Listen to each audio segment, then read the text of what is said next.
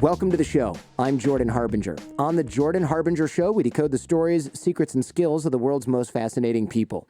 We have in-depth conversations with scientists, entrepreneurs, spies and psychologists, even the occasional mafia enforcer, Russian spy, rocket scientist, or hostage negotiator.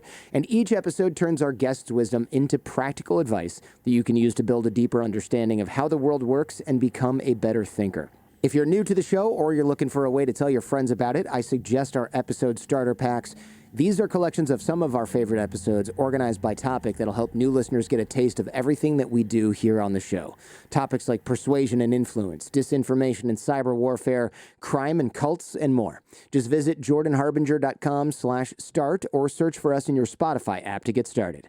Today, we're talking with Sarah Edmondson and Nippy Ames, former members of a cult called NXIVM. Now, if you've seen The Vow on HBO, you've seen the expose on this. It started as a self-help kind of corporate training group and ended up being a sex trafficking cult that abused people from all over the world, took their money, took their trust. It's just a crazy, crazy, amazing story.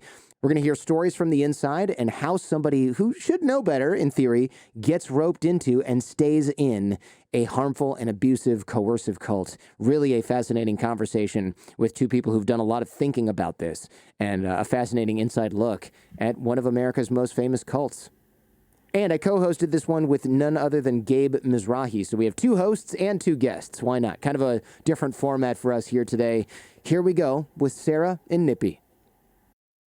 So I would love to start with what NXIVM is, or at least what it was supposed to be, because it in its face, it's like, okay, this is a personal growth seminar that probably had intros at a hotel near the airport, and you show up, your boss sends you there or something to learn how to be more communicative with your new team at work, and it just looks kind of harmless, and then it turned out to not be harmless at all, and it turned out to be this crazy, crazy cult that was worth HBO creating 2 seasons and counting on what's going on there. It's shocking, and I think that's part of the story, of course. But you know, what initially was NXIVM supposed to be?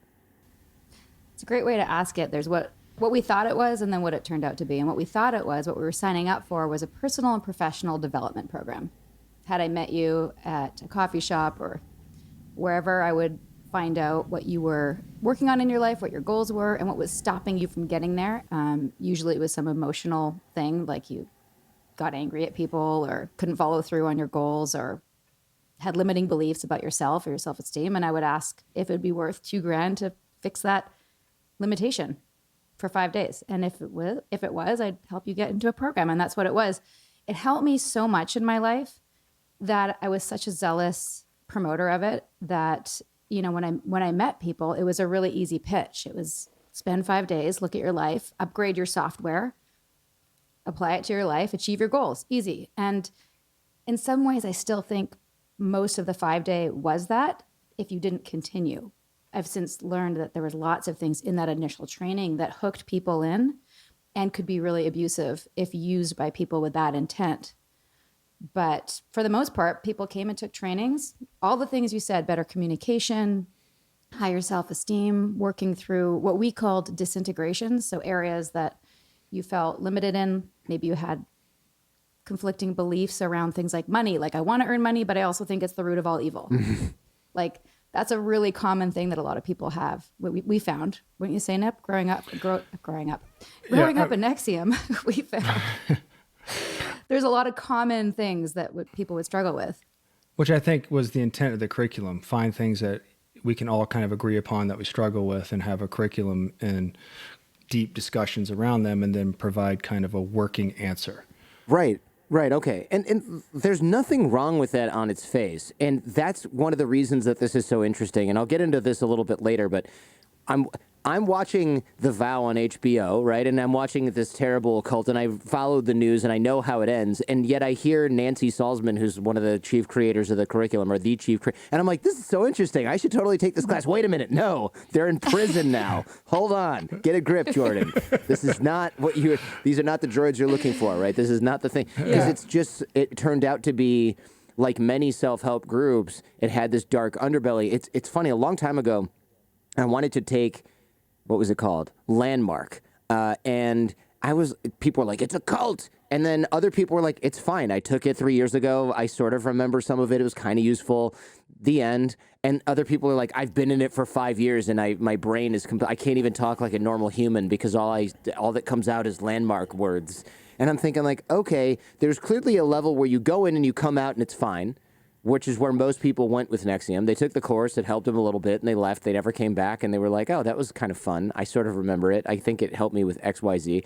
And then there's the people who come out, and they're like, I was sex trafficked from another country. And it's like, wait, is this the same thing? How does that work? It's like Yes. joining the YMCA to go to the gym, and suddenly your organs are harvested. You're like, how did that happen? It's such a good example. We had a friend actually who did both Landmark and ESP. So ESP is Executive Success Programs. It's the program that we taught in NXIVM, the personal development stuff.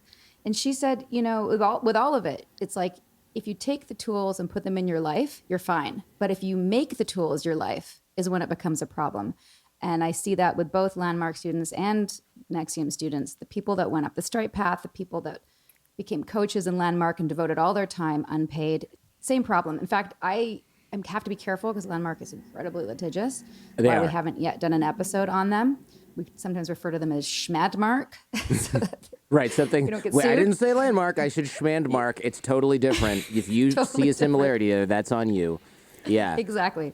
So Schmadmark, in my opinion, is the same thing as NXIVM, minus the leader having a harem of women. Right, minus anything that could incur legal liability for us doing this podcast right now, of course. Yes, Which exactly. You might say they've done it smarter because it was originally the brainchild of Werner Erhard, and then he, in the early 80s, kind of stepped out, and I still think gets some of the revenue or something like that. So, maybe for him, it wasn't about sex with 15-year-old girls. It was about keeping the power and the money, and he's able to outsource it and smoke and mirrors it, whereas Keith...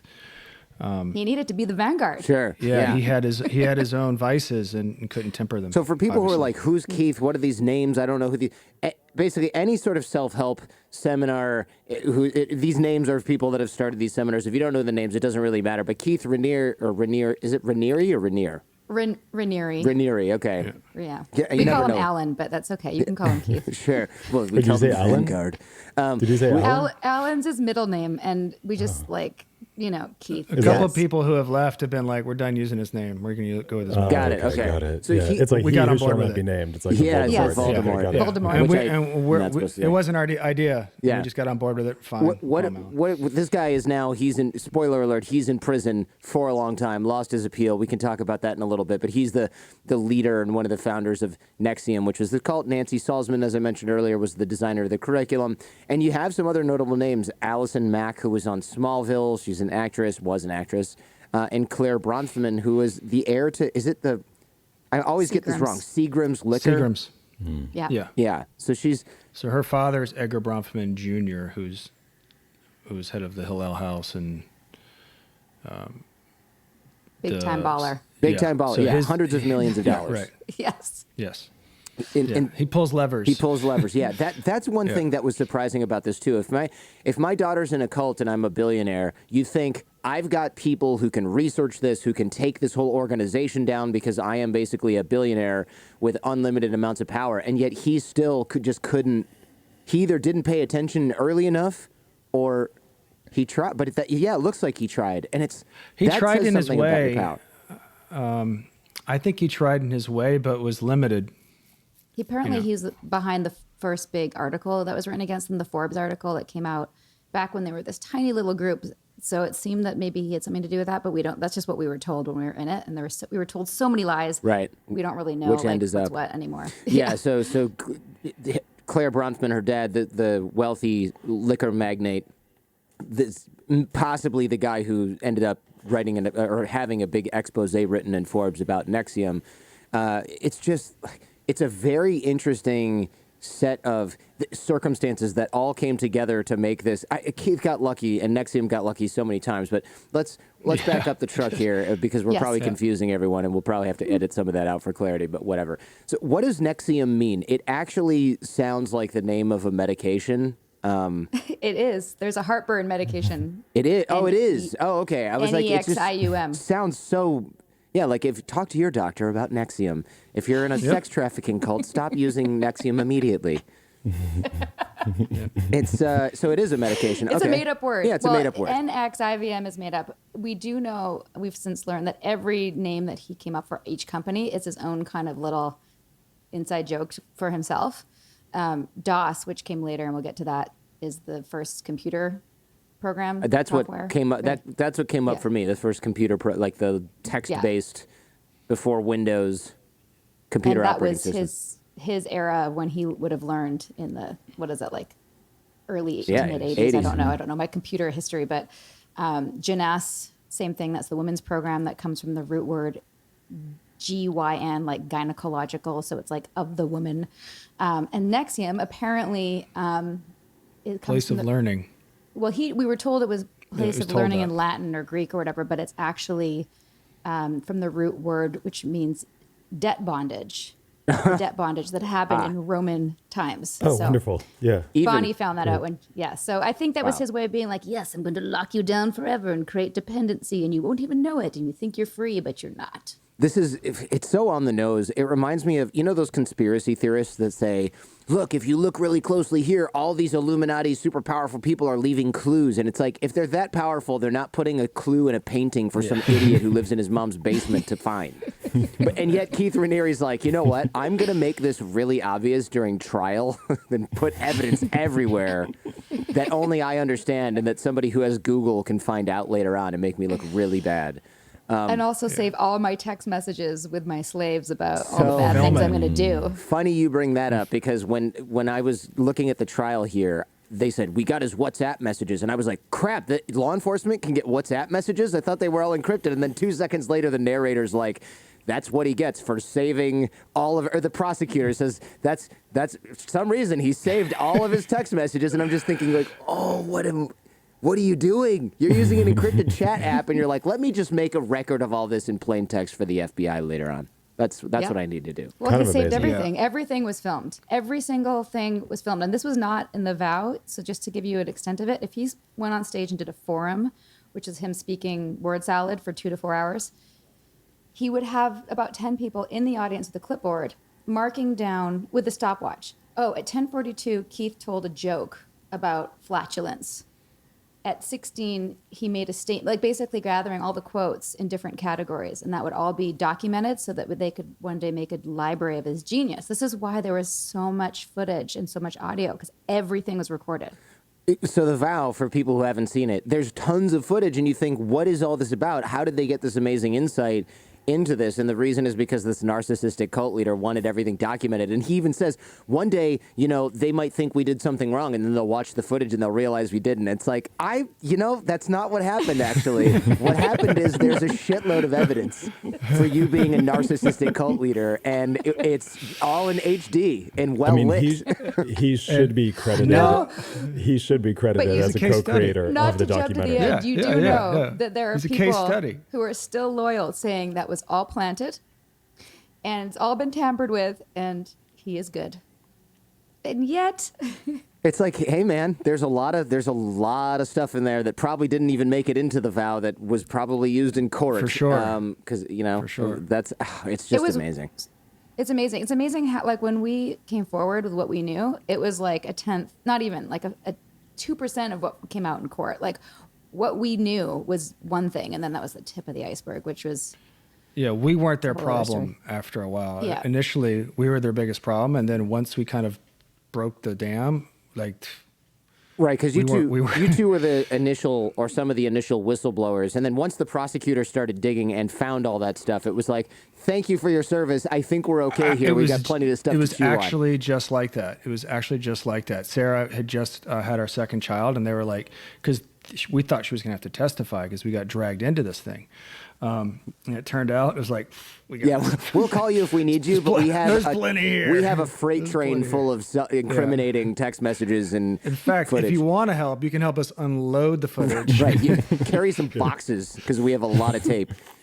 Tell me about Collateral, because I think a lot of people are thinking, How did you get, what is this stuff that the cult does? It's got the executive success program. It's got this weird sorority of people that turned out to be kind of like sex slaves. But how are you bonded in this organization? Why not just leave? And that's where Collateral comes in. Two things. And that's like the number one thing people ask me right at the beginning. Like, why would you give them a false confession or a photo or things that you wouldn't want leaked to the public? And the concept of Collateral had been built in 3 to 4 years, maybe even longer before that.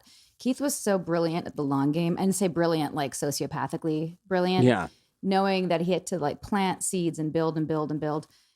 In fact, he even taught a class about how true sociopaths play the long game. Wow. They don't just like key your car if they're mad at you. They'll like slowly poison your dog over many years and watch you suffer.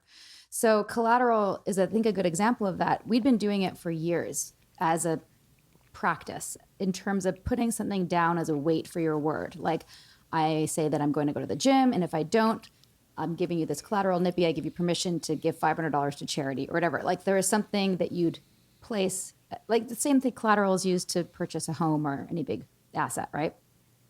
But it became more personal and more damaging. But just one caveat, Sarah. Yeah. Those are clear exchanges. Yeah. Yeah, exactly. Okay, right. So. You know what the exchange is. And so it felt like in that community that was a normal thing. Right, it became very okay. normalized. So this is like, hey, if I don't quit smoking, you're going to write a $500 check to the white supremacist nationalist party, and I really don't want that, so I'm not going to smoke. That's the collateral. Whereas this was more like, I just have damaging stuff on you that I'm going to keep for an unspecified period of time to be used whenever you don't do what I want you to do. Exactly. Well, it wasn't quite presented that way. I was invited by Lauren, who's my best friend and somebody I trust probably more than anyone other than my husband. And she's saying, I'm going to hold this to make sure you stay on track. And in that context, if what she was saying was true, and it wasn't a women's organization started by a man who's collecting collateral for his spank bank, then it might have been a nice thing to have a sisterhood where someone's keeping you on track and you're accountable to somebody. But it wasn't that. Not with nude You don't photos. need nude photos to do that. Right. Well, it's important to add that. Yeah. So the nude photos took things obviously to the next level. I'm just saying for people who don't understand, this is 12 years in. This is in a community where I trust everyone. I think that the people who are helping me have my best interests at heart, and that this exercise that we're doing is an exercise and it's a game. She's not really my master and I'm not really her slave. We don't even live in the same city. Like, it's just an exercise. It's a title. It's like guru disciple. Everything was like, it's just this. Some big deal. When do you realize that you are in a cult, right? Because Mark Vicente, your friend and colleague in the organization, he says, we didn't join a cult. Nobody joins a cult. We joined a movement to do good. And I like that because I think, and he comes across as a pretty smart dude. I think his point was that smart, reasonable people can get caught up in organizations like this. And the organization either becomes a cult over time or it reveals itself to be a cult over time. The point is, because a lot of people are going to go, I would never get caught up into this. And it's like, well, you don't go, hi, I need to join your cult. I'm here to join your cult. You join because you think it's going to help your acting career or your business or something along those lines. And it's the frog in the boiling water concept. You just don't realize it's boiling because it happens so slowly, and you start to you're rationalizing it yourself over a period of months or even years. Thank you for summarizing our main message from the past 5 years. That's really it. I mean, That's something that we've been really passionate about. But it's changed. Like when we got out 5 years ago, it was more skepticism and a lot more of like, that could never happen to me. And now, thank you to The Vow and many documentaries about cults that I know that you're a fan of, not just The Vow. I think people are more on that side, a little bit like, well, I might not have joined NXIVM, but I definitely would have joined CrossFit or like that church or that yoga studio or whatever. There's different draws depending on what people's values are. But for us, in terms of how we woke up, there were so many things. I mean, there's so many red flags along the way from day one, literally from day one. But as you probably know from watching The Vow, we were trained to override our intuition. We have the feeling if something's not right, there must be something like a limitation within me. I don't like the sashes. Oh, it's because I have authority issues. Oh, you're right. I do have authority issues. Okay, I'll stick it out. I'm not going to say anything. one thing too, Sarah, caveat to that, like with the sashes and those things too. Yes, they seem weird, but when you're in a curriculum and they're saying, human beings generally establish rules and rituals. We're emulating the dojo system as a ranking system. I'm like, okay, I can get on board with white that belt, for green today. belt. Yeah. For today, right? And there was other things that they kept going. They minimized the weirdness pretty well. And they got good at minimizing the weirdness to the point where like, okay, I'll stay for a couple days. I'll do my 5-day, because I can remember for me, it was, I'm gonna do my 5-day and I'm peacing out.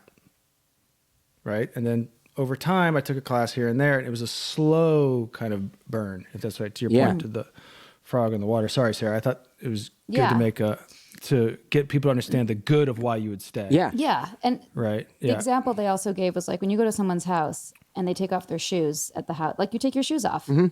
Even if you like, it's going to ruin your outfit. Maybe that's more of a woman thing, but like, okay, I'll take my shoes off because it's your house and that's your rules. So that's sort of how it's presented. It's like, it's what we do here while you're here. Wear the sash, take your shoes off, and we bow and say thank you, Vanguard, after every class because he created the curriculum. Yeah. Okay. And you're like, okay, it's a little weird, but who cares? Yeah. I can deal with this for 5 days, whatever. Right. Right. Exactly. Yeah. We even had a class about what a cult is because we were taught that people are going to say you're in a cult and how do you respond to that? And we had a whole diatribe about that. And I didn't mind that objection because I knew how to handle it. And specifically it was people use the word cult, and I think this is true, and they just want to say something's bad, but they don't say specifically what's bad about it. Are you murdering children? Are you drinking Kool-Aid? Are you stealing people's money? Are you creating dependency? Are you isolating them from your families? No. So we couldn't see the bad thing. So we saw the bad thing eventually, which is all of those things, being isolated, creating dependency. There's a lie, there's a con, there's sex happening. Like sex in itself is fine. But the fact is that he's saying he's celibate. And now we find out that he's got a harem. Right. The cult leader. Yeah. I'm celibate, except with the yeah. 5 underage women that I have locked in rooms in houses around the neighborhood. Nuts. Like, do you know what a betrayal it was to find that out after I've spent 12 years being like, this is Keith Raniere's most noble, humanitarian, ethical man in the world who created the most incredible curriculum that changed my life, who also has a harem of women and he may or may not be poisoning them. That's a whole separate. Oh my God, I didn't even see that thing. But in the book, you mentioned a friend of yours tried to tell you that NXIVM was a cult early on. I assume when that came in, you were like, oh, I took a class about this. I'm going to tell you why you're wrong or ignore it or whatever.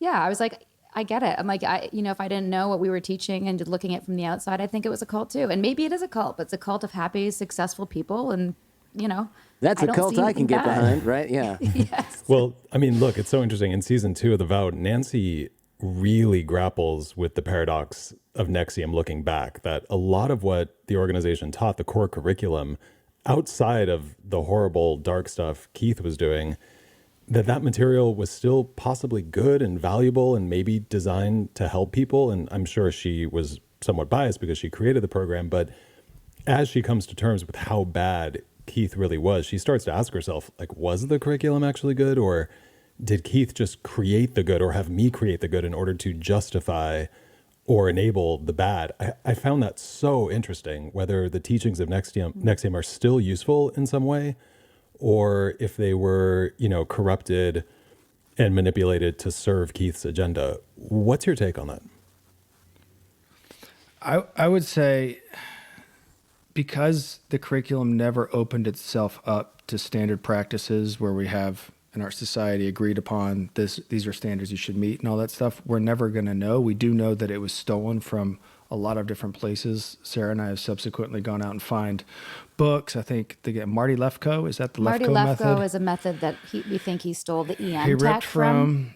I read a book called Power versus Force by David Hawkins, and down to the examples in the book, where some of the examples in the modules, almost he was too lazy to change the language. I read it and was like, fuck me. I was like, what the shit? I was like, this is exactly like I could have read this. Right. And so there's a lot of that. And I don't know how much more there is. I just think that he was effective at cobbling together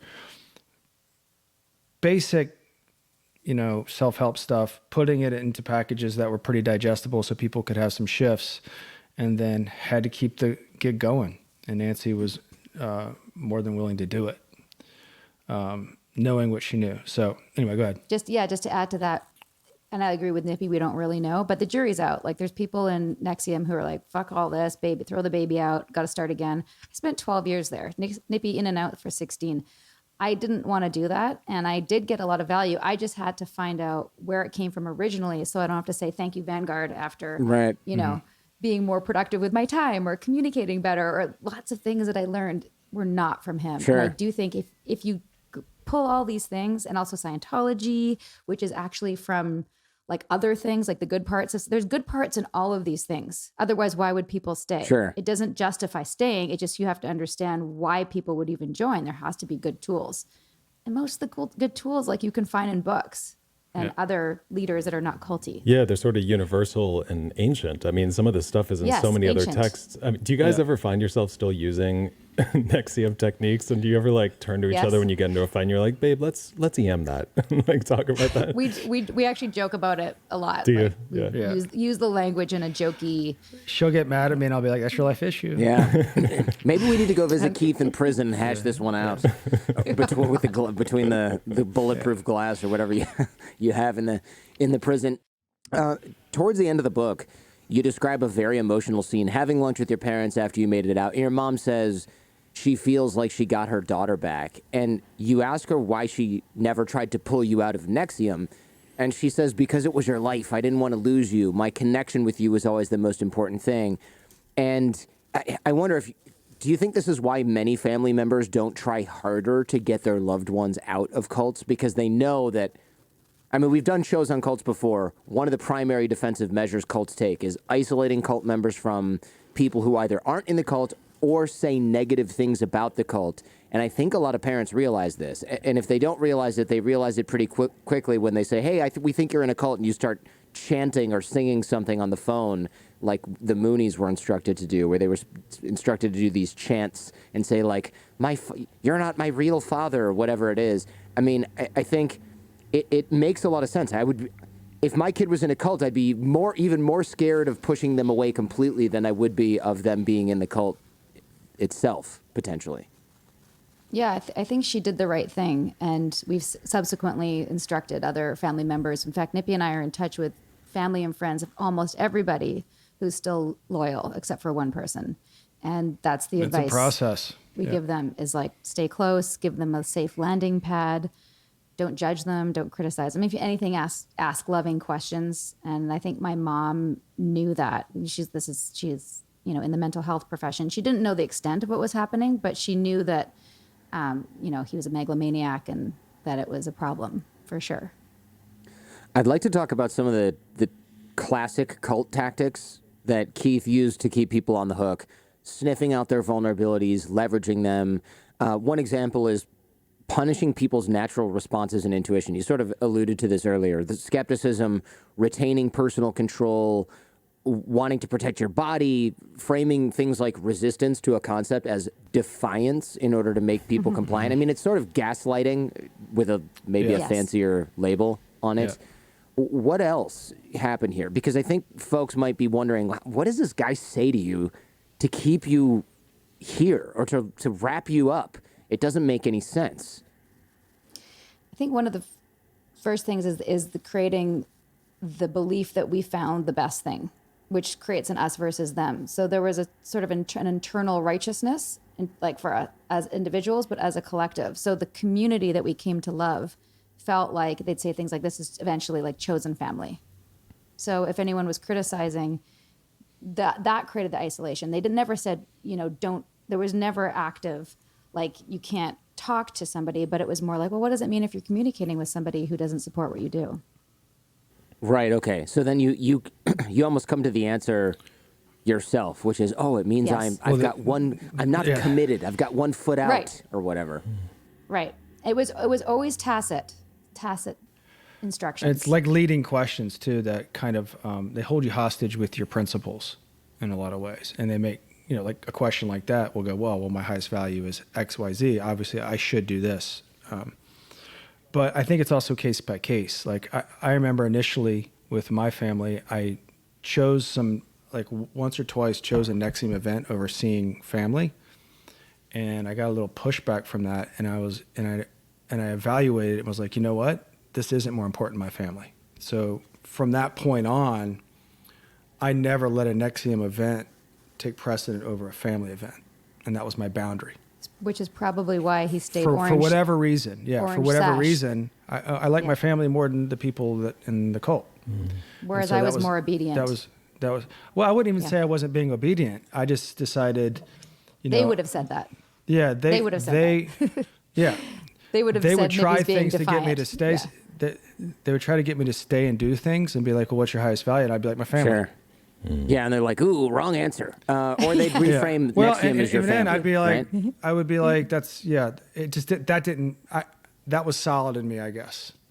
And I think that protected you from Yeah, future I think so. abuse. It protected you. Also, yeah, you never made brown belt or whatever, brown sash. And that was fine with Yes, me. I've been in these groups not deep enough at all. I've taken like the intro seminar to some of these things, and It's funny because these people add you on Facebook, and a year later or something on their birthday, back when I used to do this, I would check in and say, "How are you doing? Happy birthday!" And they would. Some of them were still in the group, and it was mind blowing because I thought this is such a weird, oppressive group with a lot of. What's the word I'm looking for? A lot of really inappropriate use of influence. And since I'd been studying this stuff, teaching this stuff, doing this podcast for so many years, I remember being like, this is a really creepy way to do the upsell to the advanced program. And one of the programs, I don't mind naming it, was called MITT. My opinion is that it was really creepy, and it was also a offshoot of something called LifeSpring, which got sued into oblivion back in the day. Yeah. So you probably heard of this. And I just remember they would say, like, anybody who wants the advanced, go in this other room. And then there'd be this group of 40 of us left. And then he'd go, come up to the front of the stage. And he'd be like, why is it that you're so resistant to continuing your education with us? And somebody would say, I can't make the dates because it's my best friend's wedding shower or something next weekend. And then the guy would just drill into them. How often do you make excuses to not do things for you, to do things for other people? And she's like, well, this friend actually, I'm kind of on her shit list because I missed other things in her life that were really important for work. And they would go, oh, so your friend doesn't support your work or your personal development? And I'm sitting there going, no, she's been a shitty friend. She needs to go to this important life event for her other friend. Yeah. Have her go to the one that you're having in a month. And they're reframing it as, this is a bad friend. She's holding you. I'm thinking this person's holding you accountable. And they're like, no, this person's holding you back in life because they don't want to let you go to our $500 weekend long thingamajig instead of her frickin' wedding shower.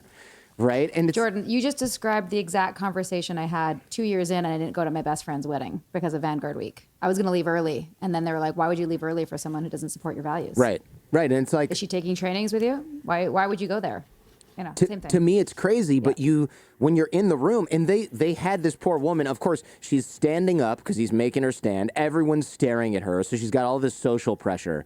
And if you don't agree, you look really bad. There was a doctor in the room who said, I can't make it because I have surgery scheduled. And it's like, well, you need to take time and do the development for yourself. You're never going to advance in your career as a doctor. And he's like, I'm the chief surgical whatever at this hospital, and I'm the only person who can perform this not even a tonsillectomy. It was like a very serious whatever. It's like taking someone's pancreas out or something. You know, it's like a real thing.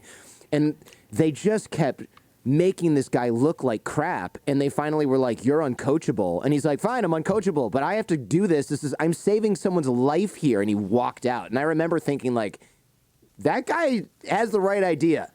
This is a smart person who wasn't about to take your shit. And they knew that from stage, and they kicked him out of the room because they realized, this guy is not going to be pliable. And also, I think there was probably, when you're on stage, maybe you can hear the murmurs of people going, it's a surgery, man. It's important. This guy's a doctor. You know, he had some authority by virtue of his position. And they did not want him in the room for that reason. They want people who are just going to be like drones and listen to anything that's coming from the stage. And I think, you know, when you really do need a background in influence and persuasion and cults. Otherwise, you just kind of sit there and, smart person or not, you just get sucked in. It's really easy to see. Yep, 100%. I Absolutely. wish I'd said more things like that doctor. Knowing what I know, I would mean, obviously, Sure. I actually think I wouldn't even gone to the 5-day because they pressured me with the signing the application to get the discount.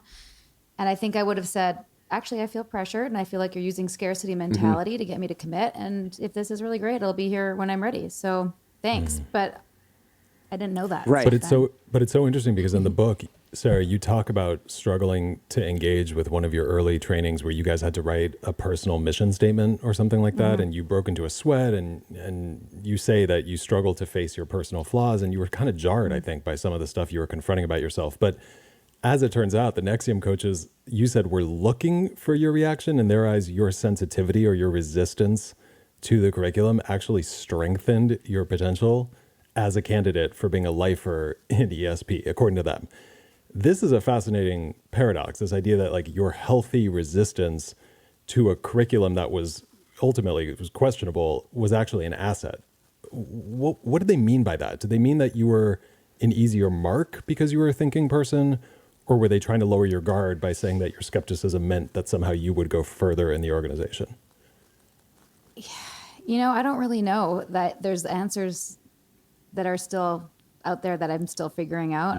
I can guess what I know now is that anything that they saw that they could flip for their own benefit, they would. So I was a mark for a lot of reasons, being a natural recruiter. Like I have a big network. I'm really passionate about things that I believe in, even like what we're doing now on the other side of it all. I'm still the same person. But I think the fact that I was in a meltdown. I wasn't happy. Like if somebody had said, let's go, I'll take you to the airport right then, I would have gone. But I had invested and I wanted to get, my money's worth. And I think they just saw dollar signs with me in terms of what I could bring to the company, which I did.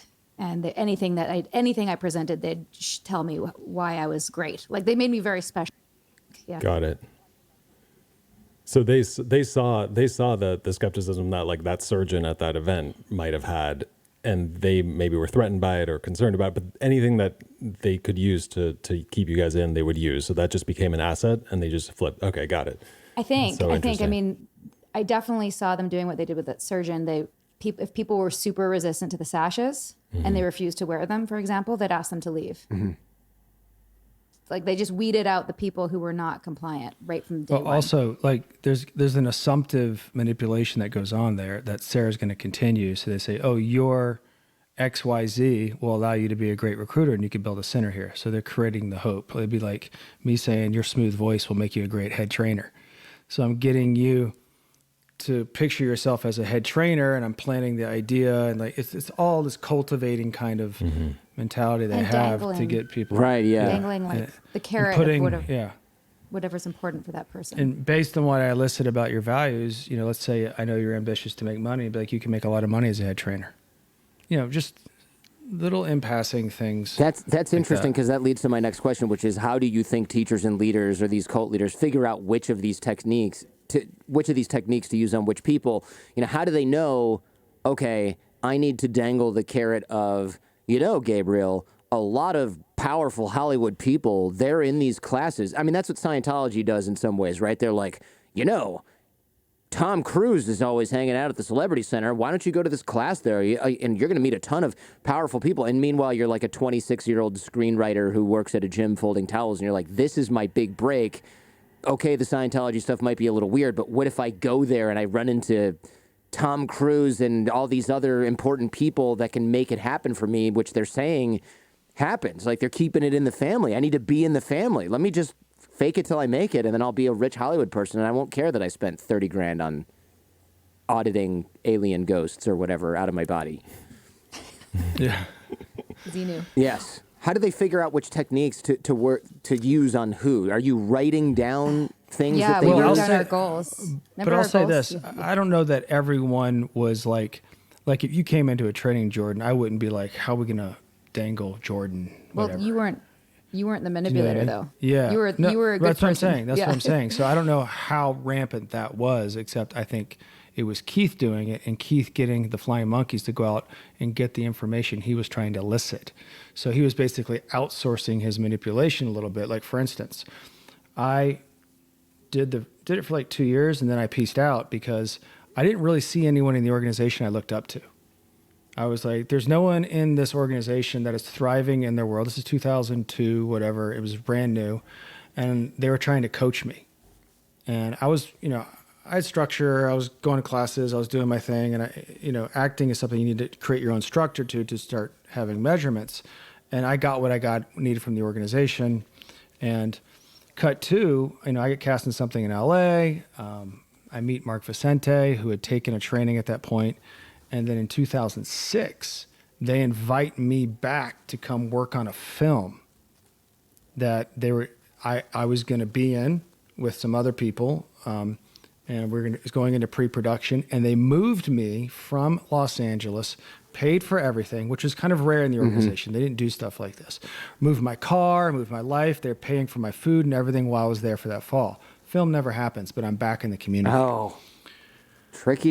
Right? Yeah. Yeah. And I still to this day don't know why they targeted me, because I was, for all intents, I was quote out. I would take a training like once a year maybe, because I liked just kind of looking underneath the hood, figuring out how I could be better, but I didn't want to be a part of the organization. Yeah, I was going to say, were you guys together at the time? Because maybe they're like, this is the piece. No? Oh, okay, interesting. No, when he came back to do the film is when we met, but we were both dating other people, and then we didn't hook up for a couple of years.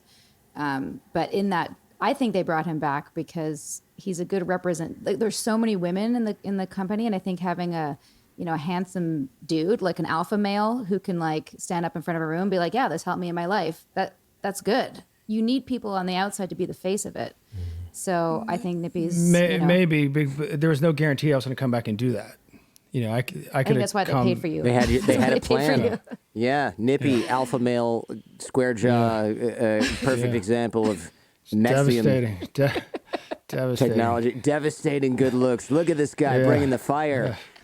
Jesus. But how do you, speaking of which though, how does a cult member negotiate the tension between your impulses, your instincts, and what you're being taught? Because it sounds like Nippy was like, you know what, I don't need this crap. And then it's like, well, actually I do. Well, actually I'm being pressured to feel like I do, or whatever it is. So to answer that question, a lot of people say that I say that. I want to say that how I was indoctrinated and bought in is different. So my story is distinctly different from the one that you see there. It isn't any less like I knew better and I'm trying to protect my self-image because I didn't fall for it. I fell for it hook, line, and sinker. I just fell for it hook, line, and sinker in a very different way.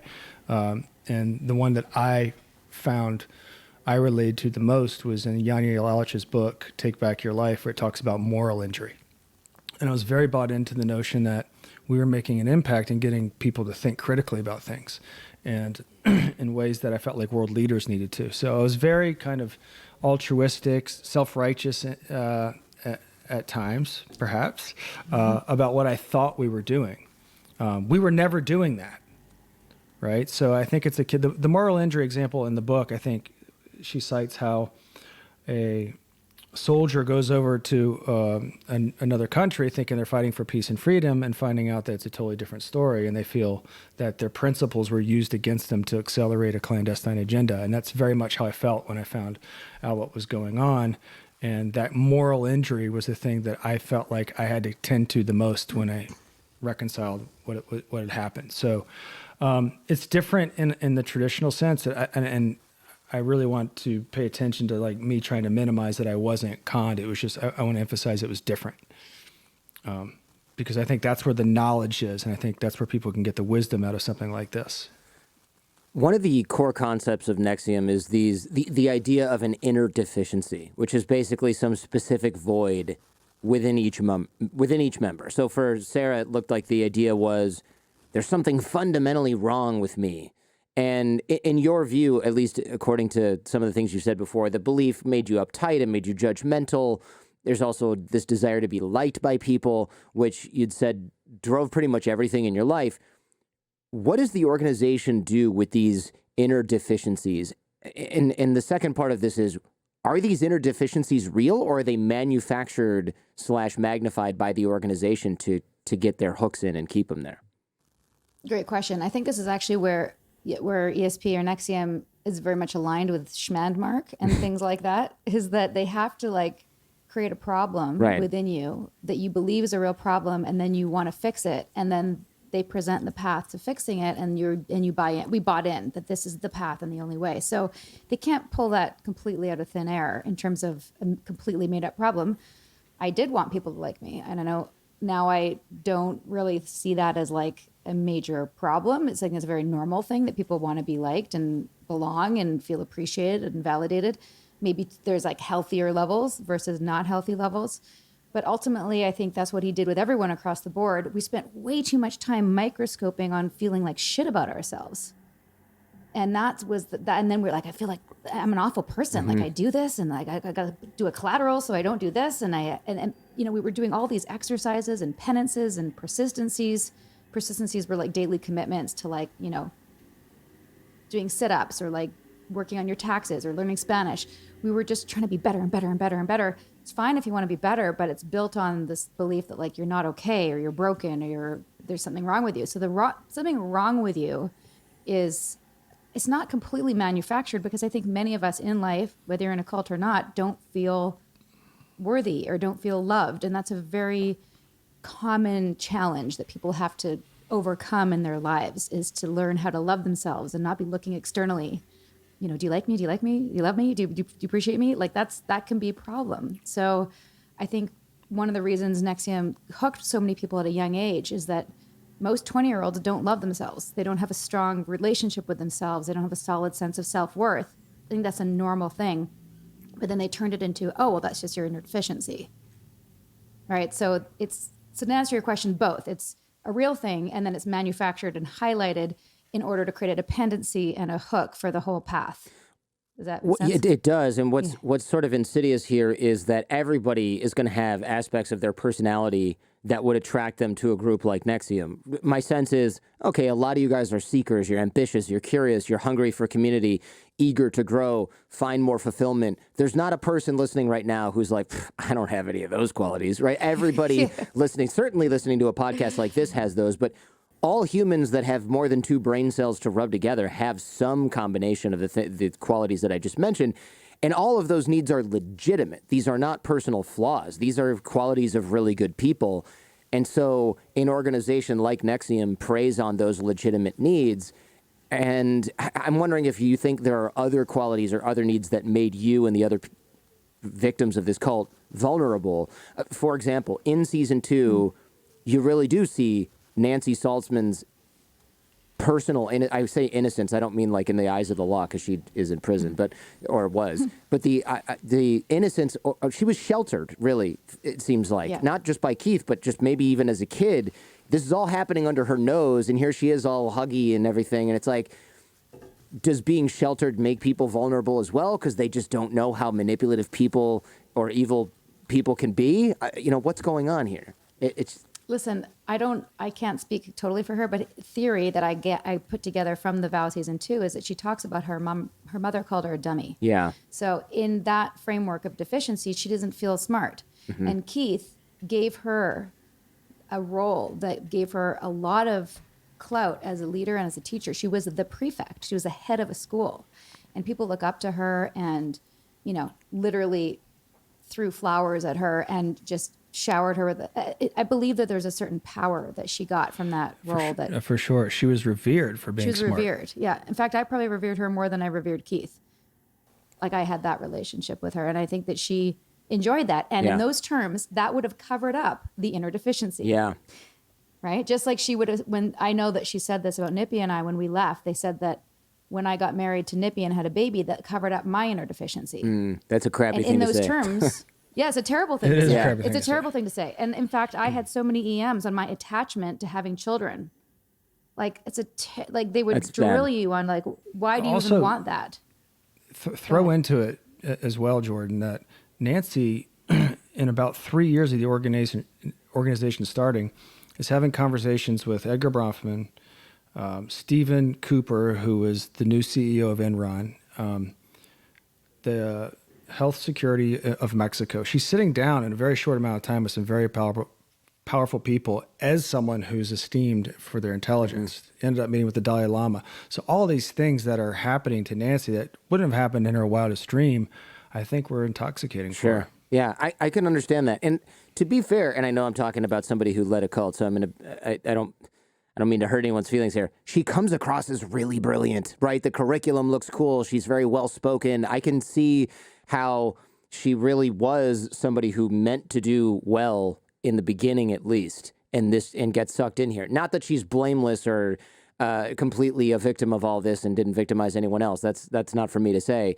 but she doesn't come across as some dumbass who can't ever accomplish anything in life. It's kind of the opposite. And it's really sad that this is how she ended up that she's going to lose a bunch of years of her life in prison, and her parents, possibly at least one of them, has passed away while she was in. I mean, it's really tragic. It's heartbreaking. It's heartbreaking. It is. Yeah. And you can tell in The Vow, she feels really bad about a lot of this. I mean, just terrible. Not just getting caught, but she just, she's looking back and going, was I just a tool that he used to create something that he could use to bang underage girls? I mean, she didn't phrase it that way, but she really is struggling. She might as well. She might as well have done that. She actually said something really interesting about Keith. Let me find it in my notes. Gabriel, you know what I'm talking about with the water bottle? With the water bottle? Yeah. Yeah, it's about being objectifying. She says, she holds up a bottle of water. She's being interviewed. She says, this bottle of water is very valuable to me right now because I'm thirsty and there's water in it. But once I'm done, I just turn around and put it down. I walk away and I forget about it. And that's how Keith Raniere treated everyone in the organization and how he treated people. And I wrote that down and rewound it and paused it because I thought, this is so interesting, because that really is how a sociopathic victimizer looks at other people, right? These people are here for me to use as tools, and in the moment, they're the only thing in my world, and I can focus on them and make them feel really special and do whatever I need to manipulate them. But when I'm done, I mean, who gives a shit? If they get run over by a truck as soon as I turn my back, I'm not gonna scrape them off the road because I'm done. I'm finished with them. Yep. And And I that, think in order to be ironically, able to, I said, in order to be able to do that, you cannot have a conscience. Right. I think. Of course. Yeah. and I was just going to say, ironically, it's the opposite of being a humanitarian. Right. It's it is the opposite of being humanitarian. You're just a person who's using people for their own ends. Full stop. It's something that really gnaws at my subconscious as well. The manipulation here is always so unfortunately familiar, right? There's the idea of being at cause. This was also a thing in the intro self-help creepy group that I went to, the intro seminar. The at cause, right? Everything in your life, you're responsible for creating it. And if you ask, which I did, what about children who are starving in Africa? It's like, you're just doing this to be difficult.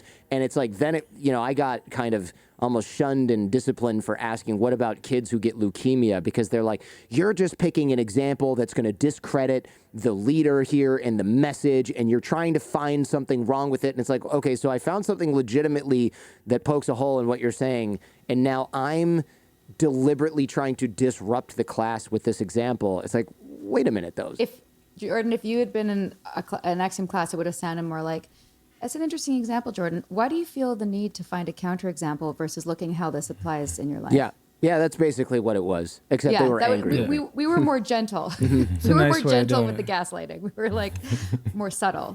That also makes sense, because this is a huge group. There was probably 200 people in the room.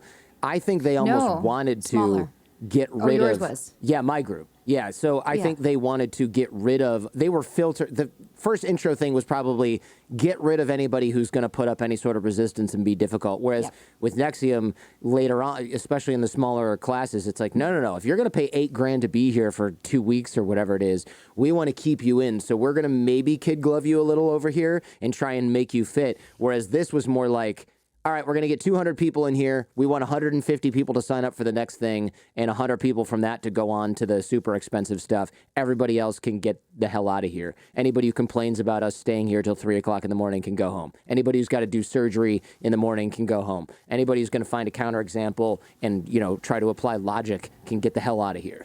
It's a filtering process. Yep. Yeah. I think they all do that. Yeah. It's funny you said that about the personal responsibility, because Livestream and Scientology and EST, Landmark and NXIVM, it all comes from the same shit, but that is a main tenet that I see throughout it all: personal responsibility, being at cause. And the problem is that there's truth in it. Something happens in your life, something bad happens in your life. You can go, oh, this always happens to me, and complain and whine. Or you can go, okay, how did I participate in this? Like, what expectations did I not was I not aware of that brought me here, which can be really helpful if you want to have more potency and not make the same mistake again. But if you are being victimized or someone's lying to you or conning you, it doesn't apply. And that's where it's a self-protective mechanism of these groups, because they can abuse you. And if you put up any fight or any question, it can always be flipped back at, well, how did you cause it? Right. Or in Scientology terms, how did you bring it in? How did you author it? And it's also done normally under certain premises that you didn't know you agreed to or you forget agreeing to, right? So you come in, you go, well, do you see how you authored it? Well, yeah, kind of, but like, because I've agreed to this process of accountability, I'm now forced to go, okay, well, I got to come up with how I authored it. And I got to come up with how I offered it to end this conversation and go home. So like, I want to get out. Okay, yeah, I can see how I did it. And then, the gaslighting, the subtle gaslighting has taken effect. And then eventually you're doing it to yourself. Hey, if you like what you're hearing and seeing, check out the Jordan Harbinger Show podcast feed. There's a lot more just like this. You can find the Jordan Harbinger Show in Apple Podcasts, Spotify, or wherever you get your podcasts. Now, back to the show. Gabe, let's talk about the branding. I know I'm talking over Gabriel because we have no way. We usually don't co-host these interviews, so we're a little bit, I don't know, we see rusty around the handoff here. But I want to talk about the branding. I know and Gabe, if you want to highlight some of the other topics in the notes, because we're definitely going to run out of time. Yeah, no problem. No, but go ahead. Let's talk about it. Yeah. A lot of people are going, okay, yeah, self-help cult. There's so much going on with sex with underage women and all these different things that people can see when they watch The Vow and all the different individual abuses. We don't have to catalog all of those. But there's the branding, right, where women who joined this sort of sorority that was inside the cult, inside the group, it was sort of this smaller, much smaller organization. The women were branded with what later turned out to be Keith's initials, but was supposed to be some symbol before. Talk to me about the branding, because this is, I think a lot of people are going, wait a minute, how do you sign up for an executive seminar and ... you've got someone's initials on your pelvis, and I'll let people use their imagination for where that ended up. But it's just a really big leap, I think, for a lot of people to wrap their head around. It is a big leap, and it's why I'm so grateful that The Vow did such a good job of showing what we thought we were building and leading people up to that spot. It's why I wrote a book, actually, so I wouldn't have to go into the details too much for the rest of my life. Right.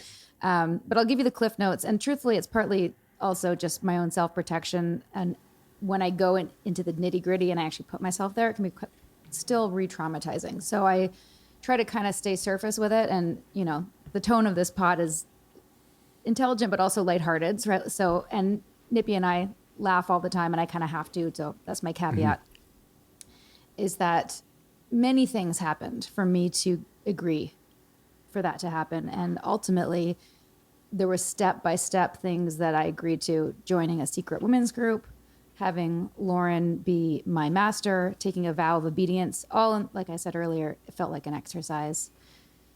And I agreed to a tattoo. And she told me it was going to be very small, and it would be this very symbolic thing that I did with my sisters. And I'd never been in a sorority. And there was an element that was definitely weird. I mean, my internal alarm bells were going off from the moment she told me about all this. But I was told I was doing it right, because it had to be it was a very serious commitment. And I was willing to make that commitment to her because I cared about her and I loved her and I trusted her. But the night of, it turned out to be a brand. And I don't even have a concept of branding other than like what's done to animals up until that night. Right, but that's what Like, it I is. didn't It even know shows you own that person's flesh, right, or that cow's flesh, Right. as it would be with cattle.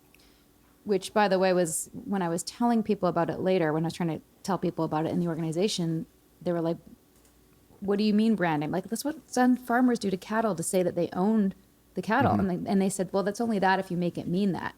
I said, no, that's what it is. But anyway, the night of, there's a lot of factors that's hard to explain. And I think you actually did a pretty good job earlier, Jordan, in terms of the frog in the pot of water. It's by that point, I'd given collateral. I'd made a vow of obedience. Talk about a peer pressure situation to the extreme. Right. I'm with not only my friends, but women who in that situation, I'm one of the highest ranks of, and I have Lauren in my ear. I'm saying to her, I don't want this. This is not a tattoo. And it's not a dime size. It was 2 inches. It was like 2 inches by 2 inches. It was big and without anesthetic. And I didn't go first. I watched 2 women go ahead of me and it was horrific. And I had what's it called? Like A gag? no, a mask. A mask. A COVID, what's it, like a doctor's mask. Yeah. Because the smell of flesh Oh, okay. was like, and we didn't want like anything to go into the wound. Like it was something out of a horror movie. And I quickly realized that, and then Lauren even said to me, like, you need to show these women how it's done. And I was gaslighting myself and I think that this is pretty clear in my book, where if people want to know what the internal process is like, I'm going, get the fuck out of here. This is so fucked up. Like people think we're a cult already. This is a cult, you know? Then going in my other side of my ear, my brain, Keith's voice saying all the things we've been indoctrinated to believe about women, the worst parts of anyone, but specifically we believe it's women. Women always are looking for the back door. We're flaky. We have no character. We have no follow through. Fuck, I gotta follow through. And I have this collateral over my head. She's got nude photos. She's got false confessions. I mean, never mind what I've given her. She knows everything about me. She's essentially my therapist. So everything was on the line and I didn't feel like I had a choice. And that was the nature. Now we don't call the collateral, we call it blackmail. Right. It's called blackmail. And when this happens outside of a group, it's called blackmail. Or when it's used as a threat outside of anything like this, it's called blackmail. And now, of course, it is blackmail inside the group too. You just create the way that cults, and we talked about this with Amanda Montell, the way that cults control language is they go, ooh, somebody might say that's blackmail. Let's rename this something else. Let's call it collateral for to encourage you to follow through on your promises. Let's not call this something super uber creepy. Let's make a euphemism for it that we then elevate to be something really great. And religions do this too, right? I don't want to get 8 billion emails, but religions do this too. So we're gonna leave it at that. But I got on that table and I said, Master, will you brand me? It would be an honor, as I was instructed. And later we find out in the trial, Keith tells Allison that the women should ask to get it so it appears consensual. Right. And I think anyone with a brain could tell, I'm married to Nippy. I would never consent to have another man's initials next to my crotch. And I didn't find out about the initials till weeks later. That was kept from me. Like, even if I had agreed and I wanted that brand or whatever, the fact that was kept from me was like the biggest betrayal of them all. And to answer your question from about an hour ago, that's when I figured out I was in a cult. Gotcha. It wasn't even the branding. It wasn't, because the night of the branding, I was so bought in. I was so indoctrinated. I was proud of myself when I was done. I even said to the other women who went after me, like, it's awful. I'd pushed through it. Like, I felt like we'd been taught that pain is love. That sounds super abusive, but okay. I know. Yeah, I know. I know that is now. Fucking creepy. Holy crap. Right? Yeah. So and then I had Lauren's face looking at me and we're all crying and like, it's emotional. And I went through this thing and I came home and like, I couldn't tell Nippy and I'm like, he doesn't even fucking know what I went through. And I was so proud of myself and I kept it from him. And I was like nursing this fucking wound on my, and it was like awful. It was awful and also exciting. When I figured out that it was his initials, and that's when Mark and I spoke, and he told me they heard about women being invited to join a secret society and that there was sex involved and women were being assigned to go seduce Keith. That's when I put it all together. Because I didn't know about the sex. He didn't know about the branding. And then we're like, holy fuck, he's a con man. Yeah. Wow. Yeah. So from a logistical, how do you cover that up? Like, what can you get a brand removed? I don't even know what you do. I've had it removed, actually. Yeah. How do they do that? I spent years like putting oil on it and like exfoliating it and having treatments to get the keloid down because it was quite raised. Sure. And then eventually 2 years ago, I had plastic surgery, which was paid for by an anonymous donor. I don't know who it is. Contacted my lawyer and said, I want to pay for women to have the brands removed. And it was like a $3,000 surgery. They basically cut, if you can imagine the square, and you can imagine an oval being cut around it and then sewed back together. Sure, okay. So it's like tummy tuck type thing, but like just for the scar. Yeah, so I just have like a 3-inch white, very thin line you'd never notice. smaller than a C-section scar, and it's way better than Keith's initials on my body. I bet. That's for sure. That's Wow. wow. Was that a big deal when you had that procedure done? Did you feel like you turned a corner? It was a big deal. It was, yeah, because I had spoken to the surgeon. She's like, we can sand it down, but you'll probably always see KR in the mirror. And I don't think you want that. And I'm like, I absolutely do not want that. And it was a very emotional, meaningful decision for me to, and also hard to lie on a table and have surgery in the same spot where I'd been so violated 3 years before. So it was intense, but it was a big turning point for me in my healing. I have to imagine that was huge, because in the book you talk about how the brand isn't just a physical wound, but a moral injury, which Nippy was talking about earlier, this permanent trauma to your conscience, as you put it. So getting the procedure, I know it seems sort of cosmetic, but I imagine that also must have helped to some degree with the emotional / ethical aspect of it. Yes. And up until that point, I felt like I needed it because I had the physical proof of his emotional abuse that had been incurring for decades to other women. Right. And this was, I think one of his flaws, one of not making it a religion to protect himself like Scientology, as we learned from Mike Rinder, but also that he branded his initials on women's bodies. Like, okay, do that to the women you're sleeping with, but you're going to do that to a married woman, married to Nippy? Like, what the fuck are you thinking? Like, how is that going to play out? Right. Mike Rinder, by the way, high-level Scientologist who sort of, I guess you'd call it, defected, left the group, and now exposes things that are going on inside Scientology. Yeah. The whole thing is just absolutely insane. I mean, we're barely scratching the surface of the stuff that's in the vow, the abuses that happen in this cult, but we only have so much time. I do wonder, and the delusional control that Keith wanted around the group and among the women in the group, he wanted thousands of these women. He talked about swinging the vote for the president of the United States because of the numbers NXIVM would have. And it's like, when you see that, you're just like, get a grip, dude. You're a bunch of people in a kitchen somewhere filming a dude in knee pads and a sweatband talking during volleyball. Like, Playing Led Zeppelin. Yeah. Playing Led Zeppelin to the young girls. You're not swinging shit. You're trying to seduce a 15-year-old girl right now. Like, calm down, Keith. But the brand really is a physical manifestation of the pain that this guy caused willingly and put on a bunch of people. There are still some people from NXIVM who are, I guess, true believers, and they think, oh, it's so sad, Keith's in prison, the whole thing is a setup. One of them in the vow, this gal, Nikki, actually you actually brought into the cult. What is it like knowing that somebody that you recruited not only got hurt, but still has not shaken off the spell? Honestly, it's what keeps me going talking about this. Like, I will not stop till she wakes up. And unfortunately, the more that I say that, the more that she digs into believing that I'm wrong and she's right. And that's the hardest thing, because she was a friend. She was at our wedding. And I feel sad isn't even the right word. It's just like so helpless. Like, I can't do anything because I'm the enemy, right? In her mind, I'm the abusive one. I'm the liar. I'm the one who ruined everything, not Keith. So I can't help her, right? Like, she'll never talk to me or trust me. I have to find other ways to reach her, and I haven't stopped, and I do, and I continue to, and I hope that one day something I say or something that somebody says wakes her up in the same way that we were able to wake up. And I believe that's possible. Other people say it probably will never happen, given the fact that she was, has seen the trial. She's seen the vow. Every episode of season 2, I thought, oh my God, this is going to wake them up. This is going to wake them up. Wait, Keith let Pam sit in her own shit while Nancy made breakfast? Right, yeah.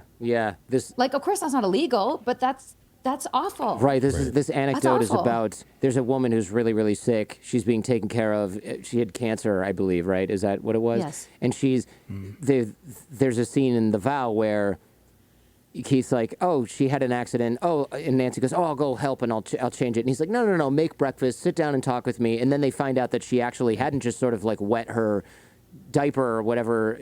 I'm not trying to, I want to make this sound dignified. I'm doing a terrible job. But she had actually, she had been in her own feces while they sat and ate breakfast. And he just didn't give a shit. He just didn't care. And it's so obvious, even in the footage, that it was like an inconvenience for him that somebody else wanted to take care of a cancer patient while he wanted to have a chat and eat an omelet. I mean, it really summarizes the guy in one anecdote. Right. But when you see something like that, to your point, Sarah, it's like, how does somebody see that part of the story and not think, wait, at a minimum, I need to reevaluate what I think about this guy. Right. What do you Yeah. think is going through Nikki's mind right now, or people like Nikki who are still involved in the cult? What is the psychology of somebody who clings to an organization after so much evidence has come out? Is it the inability to like tolerate the cognitive dissonance of hearing different, competing evidence? Is it are they embarrassed to have to stop and say, wow, I might have been wrong for a decade plus of my life? Like, what keeps people involved? I mean, there's a long answer and there's a short answer. I'd say in short, it's pride. I think for the people that are remaining, the fact that they can't get in a conversation where that they're not curating and they get their ideas challenged and they get agitated when their ideas are challenged and you're not obedient to their narrative speaks to, I think, they're protecting their self-image, and they will cling to anything that will allow them to keep their image of themselves intact, right? And they hide behind altruism as a means to do it. So now they're social justice warriors. They're trying to fix the legal system because that's in line with the self-image that they want to flex and portray. So they're willing to actually destroy the principle that they're pretending to uphold as a means to keep their self-image intact, and then they pretend that they're not doing it, and then they pretend that they're not pretending when you call them out on it. So I think the most compassionate thing to do is leave them alone. I think anytime you try to do something to help them, they will make it bad, villainize you, and proof that what they're saying and their narrative is true, or being abusive or whatever. And that's sometimes the hard thing. And I try not to talk about it, specific people, but I'll talk about the process that I see in hopes that people can understand what they're looking at. And I think that's a broad kind of generalization of what you're looking at with them. What does somebody like Keith Raniere really want? Watch The Vow. I keep asking myself, what is this guy doing? I understand it's about power, it's about attention, it's about pleasure. He seems to be a pretty textbook narcissist and or sociopath with kind of a weird 12-year-old boy level obsession with sex. But I'm scratching my head. It's true, man. I mean, that's the best bio I've heard in a while. Mike Rinder called Nexium Keith Raniere's wet dream. So Yeah. that It really sums it That up. was a It's just like I'm scratching my head about what the needs are ultimately about, because it seems he spends so much time and energy gratifying these impulses that were ultimately just seemingly really superficial, self-serving. Is there something that drives a guy like Keith deep down, or are personalities like Keith's just black vortexes of need and approval-seeking behavior, and there's just no deeper principle? Both. We've learned from the experts that a lot of these people never get evaluated, even when they're in jail, so we don't really know. But from our not expert research, all of these guys, like Koresh, David Koresh from Waco, Texas, and I think Dahmer as well, and Keith, they all have had these bad experiences with their parents. And I'm sure you've heard about like attachment theory. Yes. Mm-hmm. So basically poor attachment, which creates this like in conjunction with, I would say too. Yeah. In conjunction. So basically, like talking about an inner deficiency that exists in the real world, he feels like a tiny little worthless piece of shit underneath it all, and found a way to control through his sexual prowess or whatever. And we actually just interviewed his girlfriend at 18, who's Karen Unterreiner in The Vow, and she shared how he was a stud. It's hard to believe. It's hard to believe when you watch The Vow, but apparently in the late 70s, he was built and had, the feathered, hair, and he was smart and he was a stud, and he had lots of women going all the time. And I think that just covered up the fact that he felt like a worthless little pudgy nerd on the inside who didn't get enough love from his mother. Crazy. That's my dime store analysis. Yeah, it makes sense. It makes sense. I mean, he had a pathological need for whatever that was, and that's one of the reasons he probably was built back then, or whatever, had the hair. And then when that became impossible, he became Mr. Knee Pad Volleyball Sweatband guy, and just Different stages. different phase of life. Yeah. God help me that he doesn't get out of jail, because I will be sued for libel times a million after that statement. Yeah, well, I mean, sorry, Gabe. insulting somebody is not doesn't incur liability. Also, I think defamation has to be with the intent. I don't remember the legal definition, but I don't think we can argue that that's exactly well, what it's it just was facts. like. Yeah, it's just the facts, absolute defense to something slander or libel is proof that the thing you said is true. And I think we can just cut to the footage and go, is that not sweatpants guy? It's not like, and also really libel is when you say somebody's a pedophile, which I'm just saying it's in the video. Also been proven. proven. So I don't know if we can really get in trouble for calling him discount David Foster Wallace. Like that's David literally Foster, right. what he looks like in Dime the store, book jacket photo. Dime store David Foster Wallace. So now we're all Keith getting sued. Keith was given a 120-year prison sentence. He lost his appeal, last week or something like that? Yeah. So he's not getting out anytime soon, maybe some parole here and there, but he's serving that now. Allison Mack got 3 years. Nancy Salzman got 3.5 years. Claire Bronfman got 6 years and 9 months. Seeing the leaders of the cult get punished, the leaders of NXIVM, does that help you heal in some way, or is the criminal part of this more of a sideshow and not having to do with your personal journey? I think it's kind of a mixed bag. I mean, Nikki Case and by I, case with yeah. each person. Yeah. Overall, I mean, I think everyone's happy that Keith is behind bars. Sure. The world is safer. The other people, I don't know if the world is safer with them behind bars, but there's also legal precedent. So you can't, you have to follow when people commit crimes. I'm really happy that Nancy seems to have woken up. Lauren for sure woke up. Allison apparently woke up. I haven't had much contact from her. Claire is the only one who hasn't woken up, and she got more time because of that, because she refused to disavow him. And I think that that's really key in understanding the whole case. And ultimately, people are always like, do you think that's enough, or does she need more? I'm like, I don't know. I'm not a lawyer. All I know. She scares me the most. Yeah, when she gets out, Claire we're Bronfman? going to go into witness protection. Yeah. Because she's so wealthy? that's- Is that why? Or Oh, if you haven't turned the corner by now, or by the time you get out, you don't turn the corner, she's going to come out, and she's going to come out for revenge.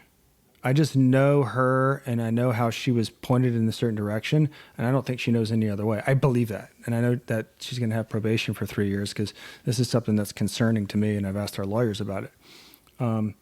I don't know who she would go after and who she has the most vengeance for. I think it might be Mark Vicente, it might be some of the women, but I don't think she's going to not re-engage that somehow. I think it's a itch that she can't scratch. I hope I'm wrong, but I just don't. There's no indication that she's eaten her crow on this appropriately, Right. like everyone else has, and dealt with the shrapnel that went off when Keith Raniere went off. Everyone else seems to have at least done that, except for the people that are loyal, and Claire Bronfman. And she's the one with the resources and probably the motivation to do something. I don't know if you feel that way, Sarah, but I kind of feel that No, way. I do.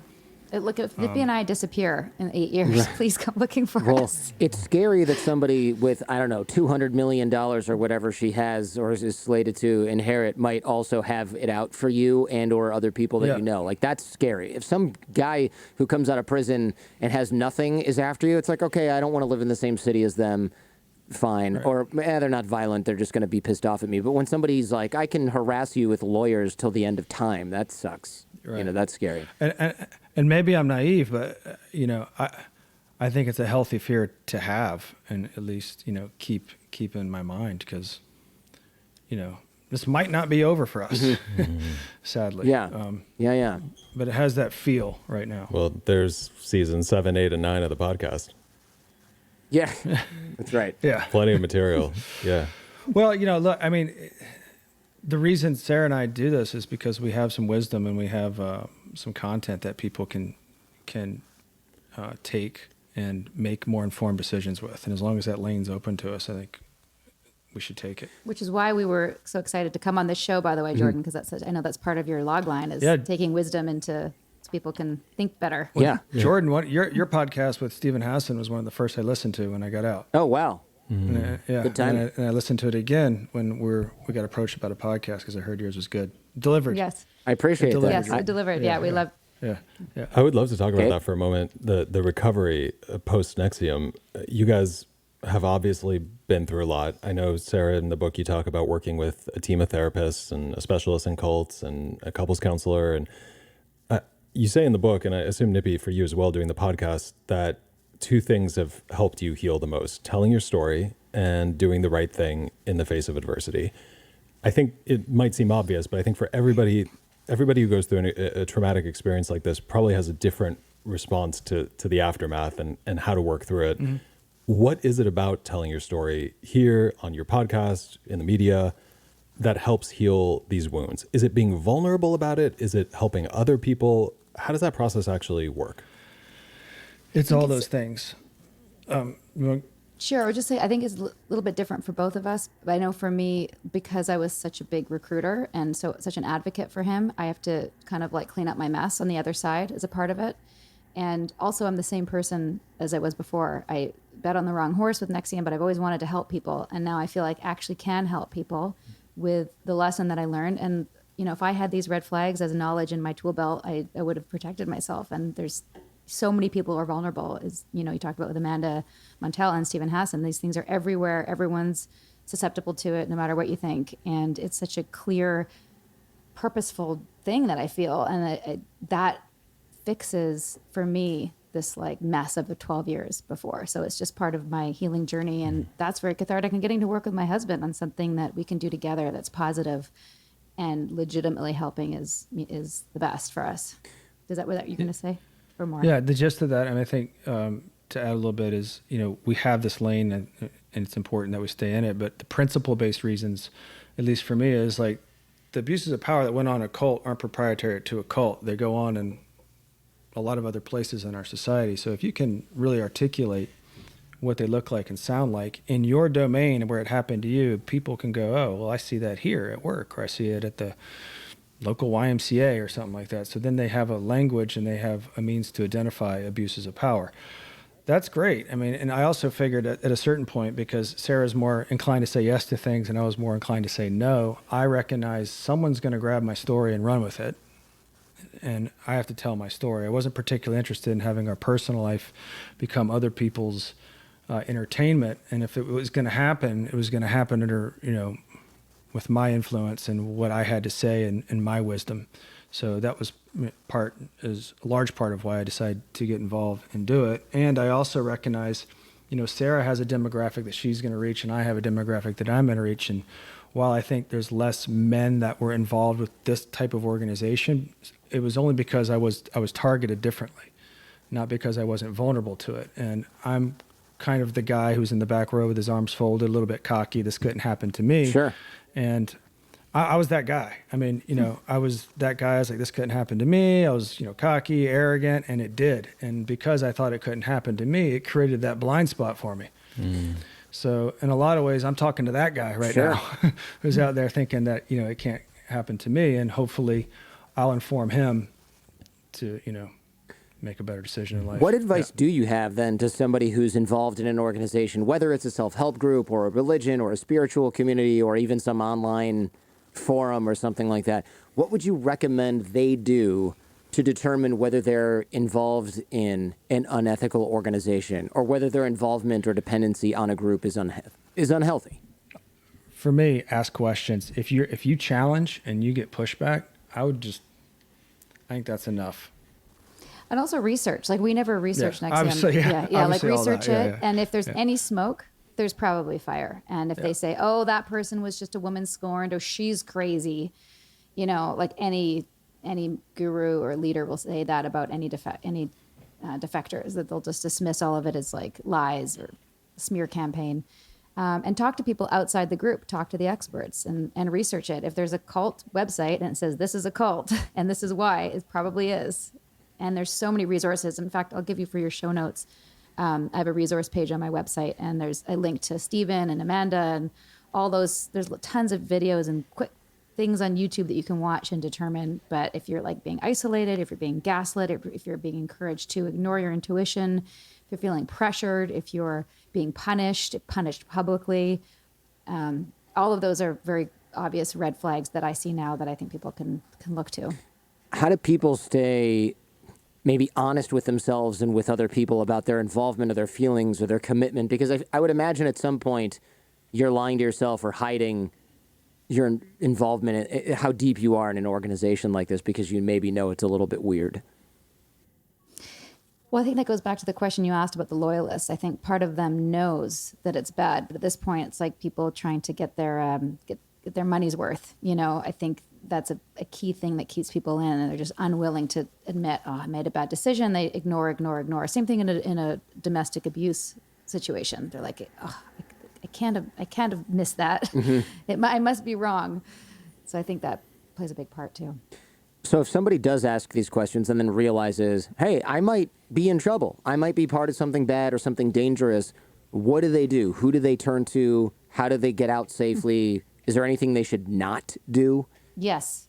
Do not go to the leadership and tell them they're thinking about leaving. Okay.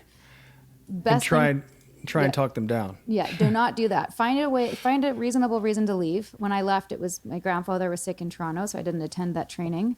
And that was true, actually, but you can make something up. Find a way. When I left, it was because my wife got branded. Yeah, valid. Fair enough. But I had to have a cover story for a bit. But most people can get away from the group. Some people are, if you're stuck in a compound, that's a different situation. But any way to get out of the group and talk to any of the cult experts that I mentioned, or law enforcement, getting therapy, but definitely don't tell the group that you're leaving, and just find an excuse that it would be acceptable within that group to leave. Thank you very much, Gabe. Is there anything that we have not? Is there anything you wanted to ask that we haven't done yet? Otherwise, we could wrap it. This is great. This is an awesome conversation. I have one other thing I'd love to ask you. Yes. Even talking to you on this show, and certainly in the documentary, you guys seem to have a really good sense of humor. And it comes through on the podcast as well. Even when things got really dark, you were able to laugh at yourself, at the whole situation, at Keith or whatever. Do you think that your sense of humor played a role in your ability to see through NXIVM to some degree? And more importantly, your ability to process what happened to you and survive? Because I feel like there's something about humor that is, it entails a certain flexibility and a certain distance from what's happening. And I also wonder maybe if it's part of resilience. Do you guys think your sense of humor played a role in all this? Okay, so here's kind of like my little TED talk on humor. Great. I love it. I did it Here we yesterday. Cool. It was a Let's little hear bit, it. Yeah. You have to but do it anyway, in 1 minute, though, Nep. I can do it in 1 minute. Okay. Good humor has truth in it, right? There's no way around it. Like, because a good comedian can be meta about things in society, and it's true, and we're all laughing and nodding because it's true, that's what makes it funny.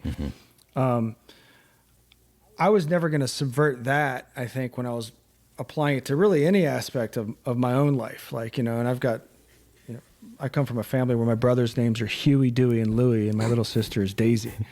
Right? For real. And that's No, true. Oh, God, that's true. Right? Oh, wow, man. Yeah. Why? Yeah. That's another story, Jordan. But We'll it's a come whole back. nother, I always will look at things through that lens at some point. Now, how much that allowed me to protect me, I don't know. I think there was a certain kind of I was always meta about the sashes. So which means I think in a lot of sense, I'm in, but not blind allegiance in. And I was somewhat shocked to see how there was a blind allegiance to what I believed 75% of, right? It's staggering to me to see the people that are still, and even before all the information came out, it was still kind of are people not a little meta on this? So I think if my definition of humor holds up, I think that might be one of the things that I had that meta lens. And you can even see, I do an imitation of Keith before I'll send we it were to you out. guys. It's hilarious. And I just was pretty good at imitations and ended up doing one at Nancy's party. And we had lost it for a while, and the Vow wanted us to find it, and I couldn't find it for season 1, and I found it too late, and they didn't put it in or whatever. But when we went back and watched it 3 years out, it was funny, to make fun of him, but it was also, we were like, oh my God, the stuff I was saying was actually what he was doing. And so Oh, interesting. There was something I was sensitive to. I don't know why, I'm not going to sit here and say, whatever, but it's a He long-winded made a answer comment saying, as Keith going, oh, things the you things don't know are going on around here. But I was just imitating what he was doing. I didn't know that I had caught. Oh, wow. Your subconscious picked So- up on his creepy Maybe. shit, probably. Yeah. Yes. Maybe Or, I don't know. or it but was to safer. answer your It was question, safer to explore in a bit than to Yes. do head Yeah. on. You know what? It's like a the whole comedian thing. can say all kinds of stuff, Yeah. and he goes, "Just jokes, people. Come on, it's a comedy Yeah, show." And it's like, people no, are- you're just kind of it's the- being a little bit racist, but okay. We need to see that video, by Yeah. the way. Yeah, I'll send it to you. It's the adage. You'll laugh. It's the adage. Great. You guys might appreciate this. People tell the truth when they're joking Right. and lie when they're serious. You know.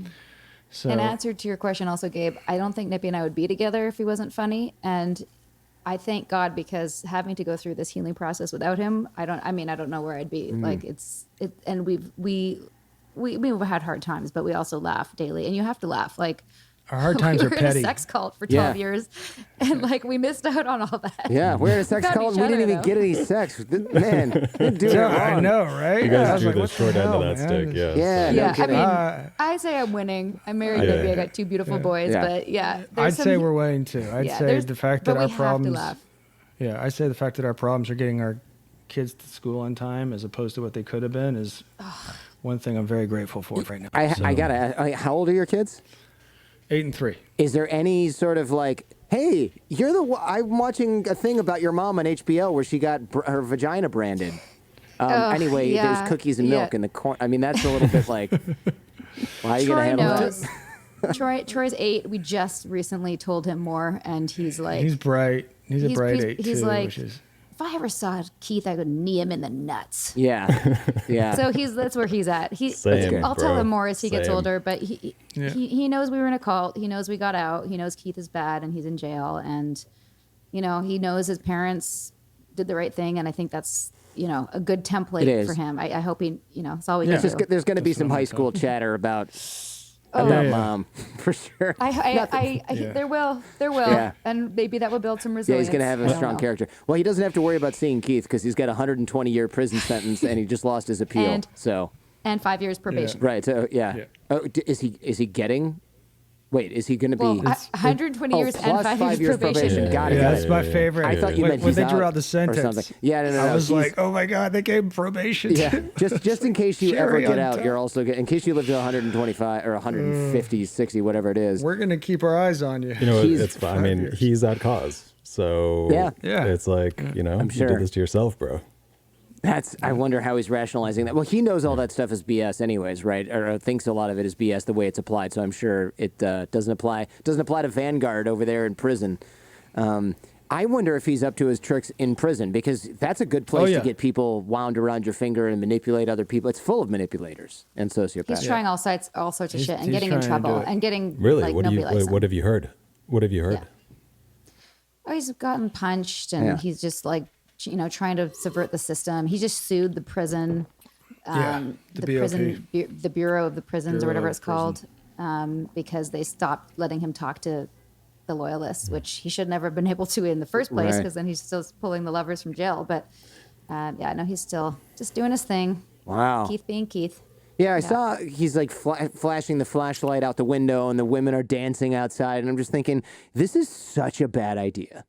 What are you doing? When I He's humiliating them, and that's the other reason I forgot to mention. Gabe, you asked earlier, why don't people leave, or what's the psychology?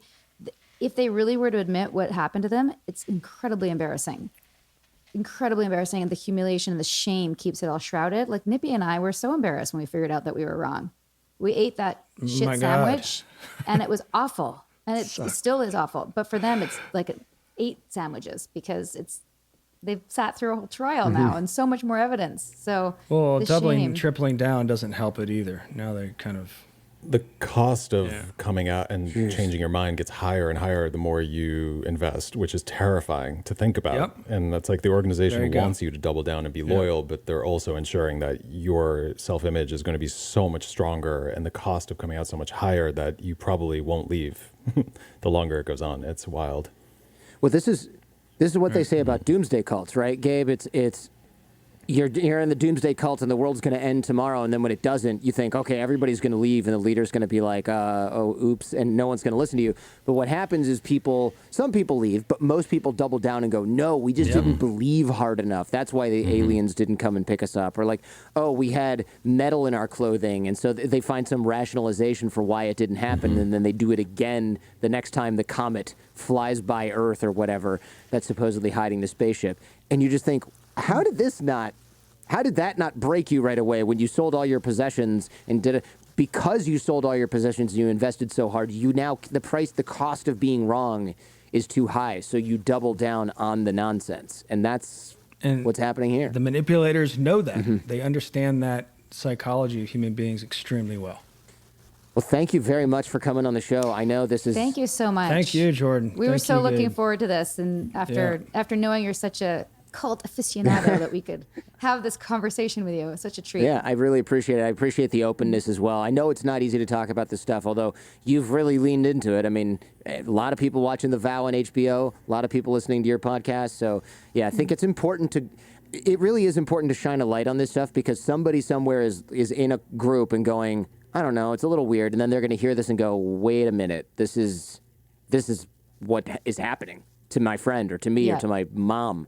And we get those kinds of notes all the time. I wasn't sure if I was in a cult. And then I realized after listening to your Stephen Housen episode or your Amanda Montell episode or an episode like this, that this group I'm in is using, maybe it's not a cult, but they're using these influence techniques in a way that is coercive, and I need to leave. Mm-hmm.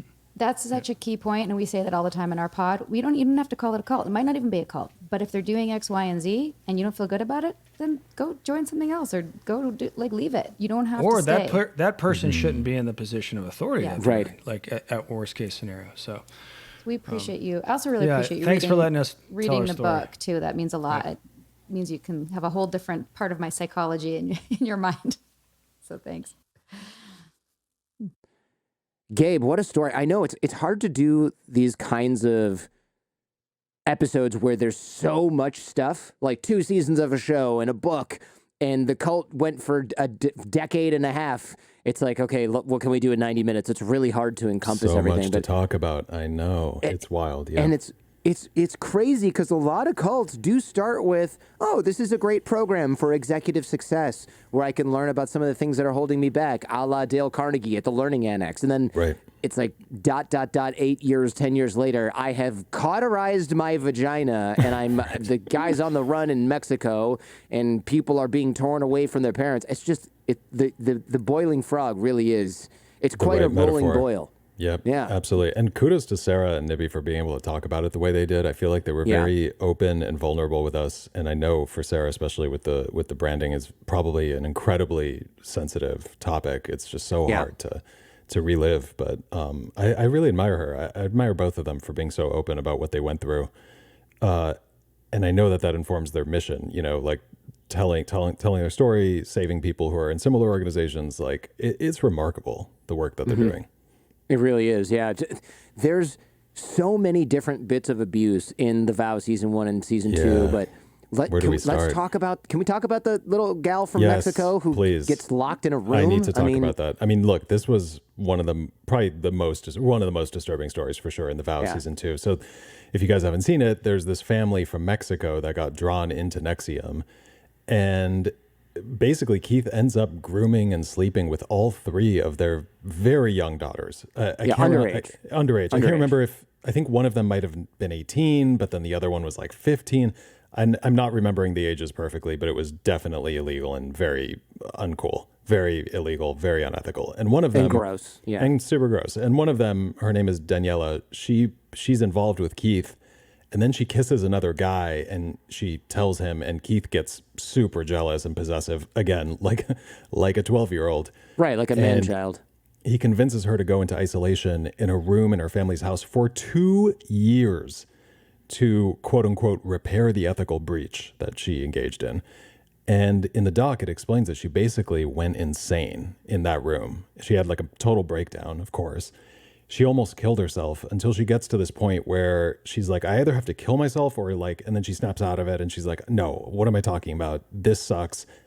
F Keith, F NXIVM, F this whole situation. And she summons the courage to leave. But what's so crazy about that story, Jordan, is plot twist. She wasn't actually being physically imprisoned, which is what I thought when I was watching it the whole time. Right. I thought they locked her in this room. The door was unlocked, apparently, the whole time. Right. She could have left at any time, but she was too afraid and she was too enmeshed in this organization to leave sooner. And so what I keep wondering is like, what keeps somebody like that locked in a metaphorical room? You know what I mean? And what narrative or what like mental model keeps you imprisoned in an organization that's doing these terrible things to you when you could leave if you wanted to. I can't really wrap my head around that. It's crazy to me, right? Is it fear? Is it the desire to please the other people? Is it pure brainwashing? Is that part of it? Is it social pressure of other members? Because remember, her family's in NXIVM. She's in her family's home. They're the ones dropping food off at the door. I think that probably played a huge role in it. Mm-hmm. I think so. And you got to wonder what the family members are thinking. Like, oh, this is the room where my sister's been locked in that we haven't seen for 2 years. This is fine. Right. This is totally fine. It's just what she has to do. Yeah. They're in the country illegally because they've overstayed their visas from Mexico. So she one of the reasons they asked her, why didn't you leave? She's like, I didn't have a passport. I didn't have anywhere to go. I couldn't go to the police because they would have deported me, but my family lives here. So where was I going to eat and what was I going to do? Yeah. And she was also again, 15 or so years old. This is a kid. And it's just absolutely insane to me that somebody would do this to a child and do this to their own family.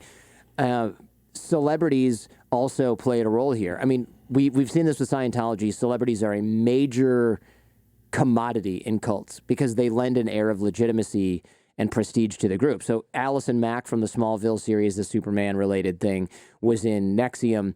And you know what's funny about this, though, Gabe? She's so famous that when they go on the run in Mexico to escape, the cops are like, why is this famous celebrity with blonde hair? Maybe don't go on the run to Mexico with a blonde celebrity that people recognize all over the world, my dude. You freaking...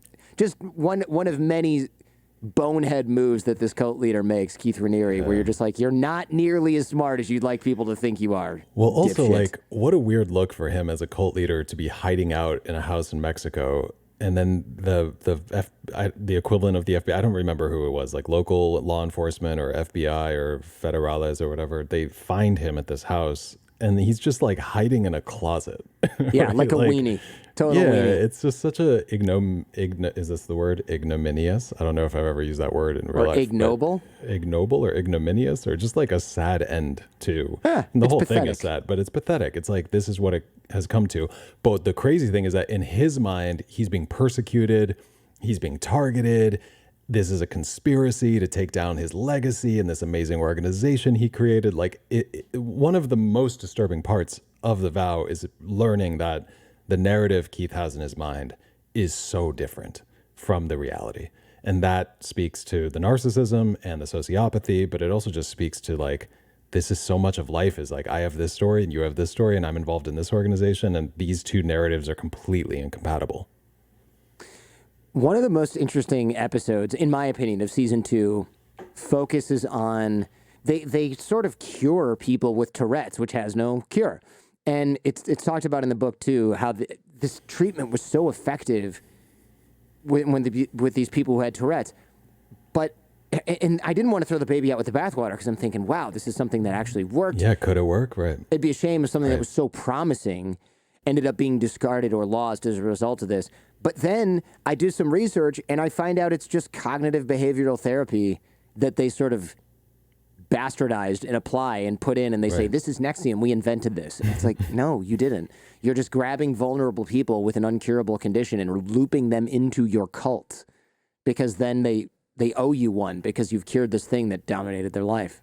I wasn't sure what to make of that part in the documentary because they showed, they follow two people. There's the guy, the very charismatic coach who apparently was cured of his Tourette's and is like a motivational speaker. And then there's this young woman who also had pretty severe Tourette's.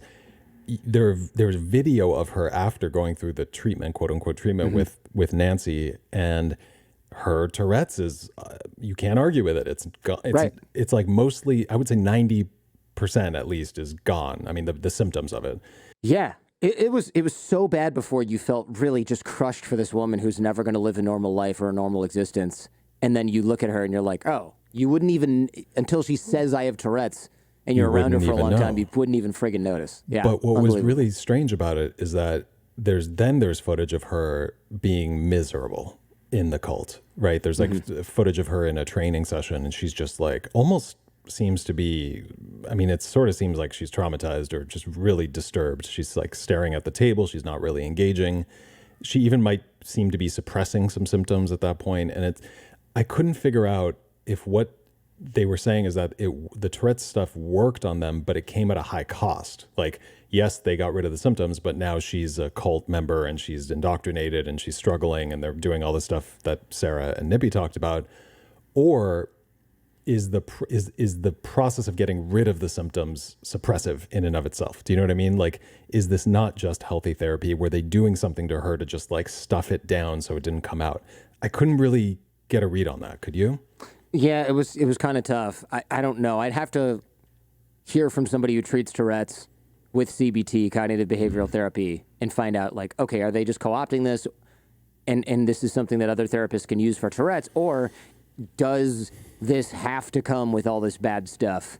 And maybe that's the deal you make with the devil. Like, I'll get rid of your Tourette's, but you're going to be totally screwed up because we're going to traumatize you and indoctrinate you and make you feel like crap in a billion other different ways that are not visible versus the Tourette's.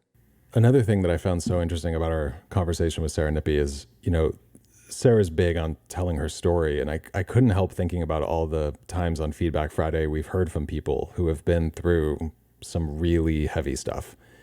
And I'm thinking also recently about the person who wrote in. At least one person has written into the show saying, I was falsely accused of a crime. I went to prison, and now I think that everybody thinks I did this terrible thing, something like that. And oftentimes our advice is, you need to start opening up about this, and you need to start telling your story, and you need to make it not a shameful thing as much as possible, or just own the shame and be open about that, because the more it stays a secret, the worse the shame is going to get, the more you're going to isolate, and the more this story is going to haunt you. And I really heard that in their take on what to do with this. I mean, what do? You spend a decade plus of your life in a cult. You are culpable for some of the stuff. You brought people into it. It's just fascinating that healing power of a story is real, and it's what they've chosen to do with it. And I thought that was really remarkable. Yeah, the whole story really is something else. I mean, from the humorous stuff where this guy, I mean, he's head of an organization, he calls himself Vanguard. How do you not stop and go, okay, this guy's a narcissistic prick, and maybe this is a cult? Yeah, Bob Iger, head of Disney, he's probably Mr. Iger or Bob, depending on where your level in the organization. Steve Jobs was Steve. But Keith this tool is Vanguard and Nancy was prefect. I mean, come on. At some point, you're like, come on, folks. Well, but they said that they already knew that there was, like, Sarah didn't. It was already weird. It was already weird the whole time. I mean, Nippy was saying that he didn't really buy into the whole sash concept, right? Which is really funny. And Sarah in the book talks about meeting Keith, and she's like, I didn't really like him, and I didn't really think he was that impressive. And it's amazing that you can have those thoughts and you can still be involved. You can still stay involved. Exactly. Yeah. And I got to say, I love how, talk about hoist with your own petard. Keith's like, you got to film everything I do, because if this blows up, they're going to scrutinize the videos and know we didn't do anything wrong. Meanwhile, here we are scrutinizing the videos in the vow. And we see some narcissistic prick insisting on being filmed and adored while, like, dressed like a total dipshit, open a friggin' cereal box at 3 a.m. and playing volleyball and spouting word salad philosophy for hours on end. Like, not the effect you were looking for here, Keith Vanguard. Right. Nope. I mean, just a narcissist to the point where anybody from the outside is just going, this guy is pathetic. Really. He really is. But what he did is so terrifying. He was so effective at it because he was able to sniff out Nancy Salzman needing approval from her mother, getting people in a loop, withholding that approval, knowing women in the organization wanted children, promising to have babies with like a half dozen of them, keeping people on stage for hours and humiliating them, and then being like, good job, offering them approval at the end of it. It's just the coercion tactics are everywhere. And I think... And not just, can I just say, not just in the curriculum, but even the way they wove it into NXIVM's like operating procedures. In the book, Sarah talked about signing up for her first training, and when she found out how much it was, she balked at it, understandably, and she tried to back out. And the person she spoke with on the phone said, wait, you're 28 and you have money problems? How are you going to take charge of your life? Like, Sarah's like, well, I'm an actor and I might be up for a job and I'm hoping I get a job. And when I get a job, I can maybe pay for it. And the person said, well, do you want to sit around and wait for your agent to call you, or do you want to take charge of your life? That is pretty, I mean, it's a weird thing to say. It's not impressive, but this is the length they went to. I mean, it wasn't just what you learned in the seminars. It was also what they taught the people who work there to keep people on the hook, like from a business standpoint. Wild. Yeah. The sales process itself, also coercive. Really, Right. really wild. Really wild. But not surprising. The self-help cult the intro that I went to, people would call me and they'd be really bad salespeople. And I would ask them, like, what do you do? How long have you been in sales? Oh, I'm doing the PhD program, they called it, which is funny because, of course, they're not accredited for anything. It's just some crap you pay for. Pretty and when you pay to hard be in this diatribe. so-called, when you're in this, supposedly in this PhD program from this group, you you have to make sales calls and sell other people the intro program and get people to upgrade. And you're using like this crappy amateur sales stuff, but you're also repeating and rehashing the stuff that they used in the first one. Like, well, do you not want to improve your life? And it's like, of course I want to improve my life, but joining your stupid advanced program is not how I want to do it. Well, how do you know that you're on the right track? Because I'm enjoying success in multiple areas of my life and I don't feel like I need this. And I remember the guy goes, oh, well, it sounds like you're really happy. I guess that's done. And I was just thinking, like, this guy failed. Someone he behind him failed. is going to be Someone like, just- you failed this. Yep. He's going to be in Yeah. a cage for a few weeks. Yeah. Now Well, now you have to eat dog food for a week or whatever. But what that's so crazy because one of the things, they talked about was this whole concept of being at cause, which means being responsible for your outcomes and for your life, or even the concept of exploration of meaning, EM. Right? These are not controversial ideas and they have value. It's like it's pretty 101 therapy stuff, right? Like you could look at a situation this way, but isn't there another way to look at it? Or you're complaining about your life and you're playing the victim, but didn't you play a role in this? Like we have to appreciate that too. These are not crazy concepts, but they were weaponized by the organization to keep people involved and to break them down and then to build them up. And the great irony of that is that Keith had this idea of what he called a shifter, which was an individual. It's basically an individual or a corporation that creates a problem and then uses that problem in order to profit from the solution, which Sounds the familiar. organization also offers. He talked about this. Sarah talks about it in her book. This is literally what NXIVM was doing.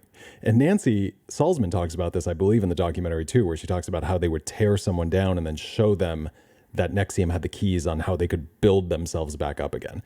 The irony of that is so profound. And it's another one of those moments that makes me wonder, like, I know it's hard to see through it, but when they're teaching the very concept that they themselves are using and weaponizing, it's hard to imagine your brain not going, wait a second, I have to raise my hand and ask, or I have to take a break and ask myself why I'm in this organization.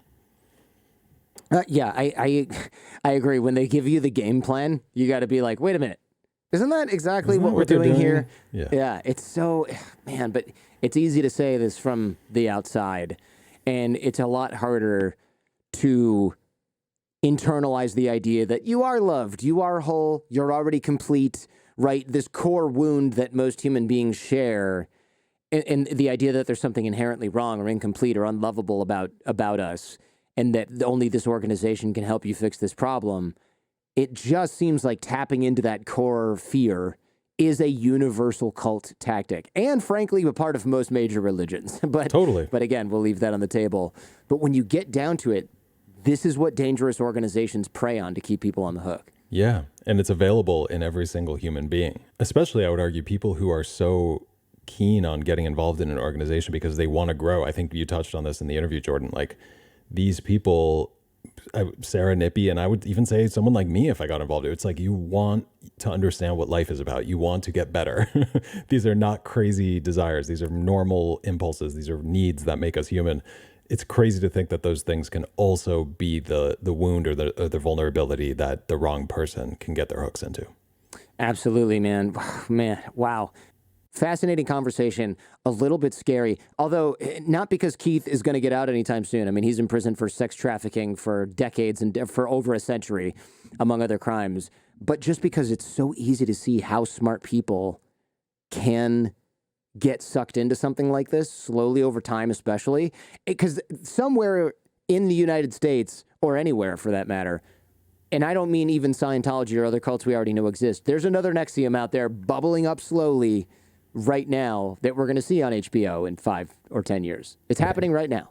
Right. There's somebody listening right now who's in a group like this and is going, maybe. Yeah.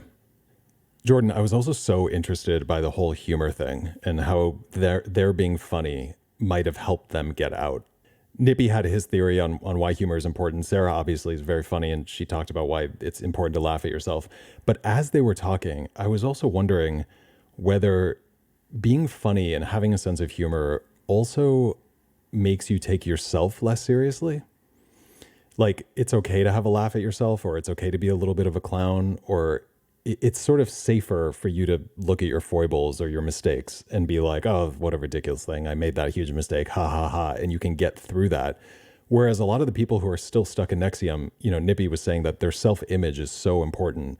It's so threatening to have to give up that self-image by admitting to themselves that they were wrong and that they were conned and that they've been involved in this organization that's been hurting them. But I do wonder if maybe when you're funny, your self-image isn't quite as important. It's not quite as brittle. So you're able to look at yourself and maybe say, oh shit, yeah, made a mistake. And then, maybe you don't laugh at it immediately, but at least you have a little sense of irony or a little flexibility to not take yourself quite so seriously. The idea that could be a superpower that could save you is fascinating to me. Agree. Well, again, really fascinating conversation. There's probably a lot more there. Big thank you to Nippy and Sarah. All things Nippy and Sarah will be in the show notes at jordanharbinger.com. Transcripts in the show notes, videos on YouTube, advertisers, deals, and discount codes all at jordanharbinger.com/deals. Please consider supporting those who support the show. I'm at Jordan Harbinger on Twitter and Instagram. You can also connect with me on LinkedIn. Gabe, where are you online? You can find me on Instagram at Gabriel Mizrahi or on Twitter at Gabe Mizrahi. I'm teaching you how to connect with great people and manage relationships using systems, software, and tiny habits, the same stuff I use every single day. It's our 6-minute networking course. That course is free over at jordanharbinger.com/course. Teaching you how to dig the well before you get thirsty, build relationships before you need them, and no cult tactics, promise. Pinky swear. Come join us. Come join us. You'll be in smart company. This show is created in association with Podcast One. My team is Jen Harbinger, Jace Sanderson, Robert Fogarty, Millie Ocampo, Ian Baird, Josh Ballard, and Gabriel Mizrahi. Remember, we rise by lifting others. The fee for this show is you share it with friends when you find something useful or interesting. If you know somebody who's interested in cults, has seen The Vow on HBO and is talking about it nonstop, definitely share this episode with them. The greatest compliment you can give us is to share the show with those you care about. In the meantime, do your best to apply what you hear on the show so you can live what you listen, and we'll see you next time. Thanks for checking out this entire episode of The Jordan Harbinger Show. If you're interested in exploring this topic further, check out the Jordan Harbinger Show podcast feed. There, we dive even deeper on this and many other topics. In the audio podcast, I also close open loops, cover things discussed off camera, off air, and give some parting lessons from our guest. You can find The Jordan Harbinger Show in Apple Podcasts, Spotify, any podcast app, or at jordanharbinger.com. And also, if you found this episode useful, please share it with those you care about. Last but not least, like, comment, and subscribe.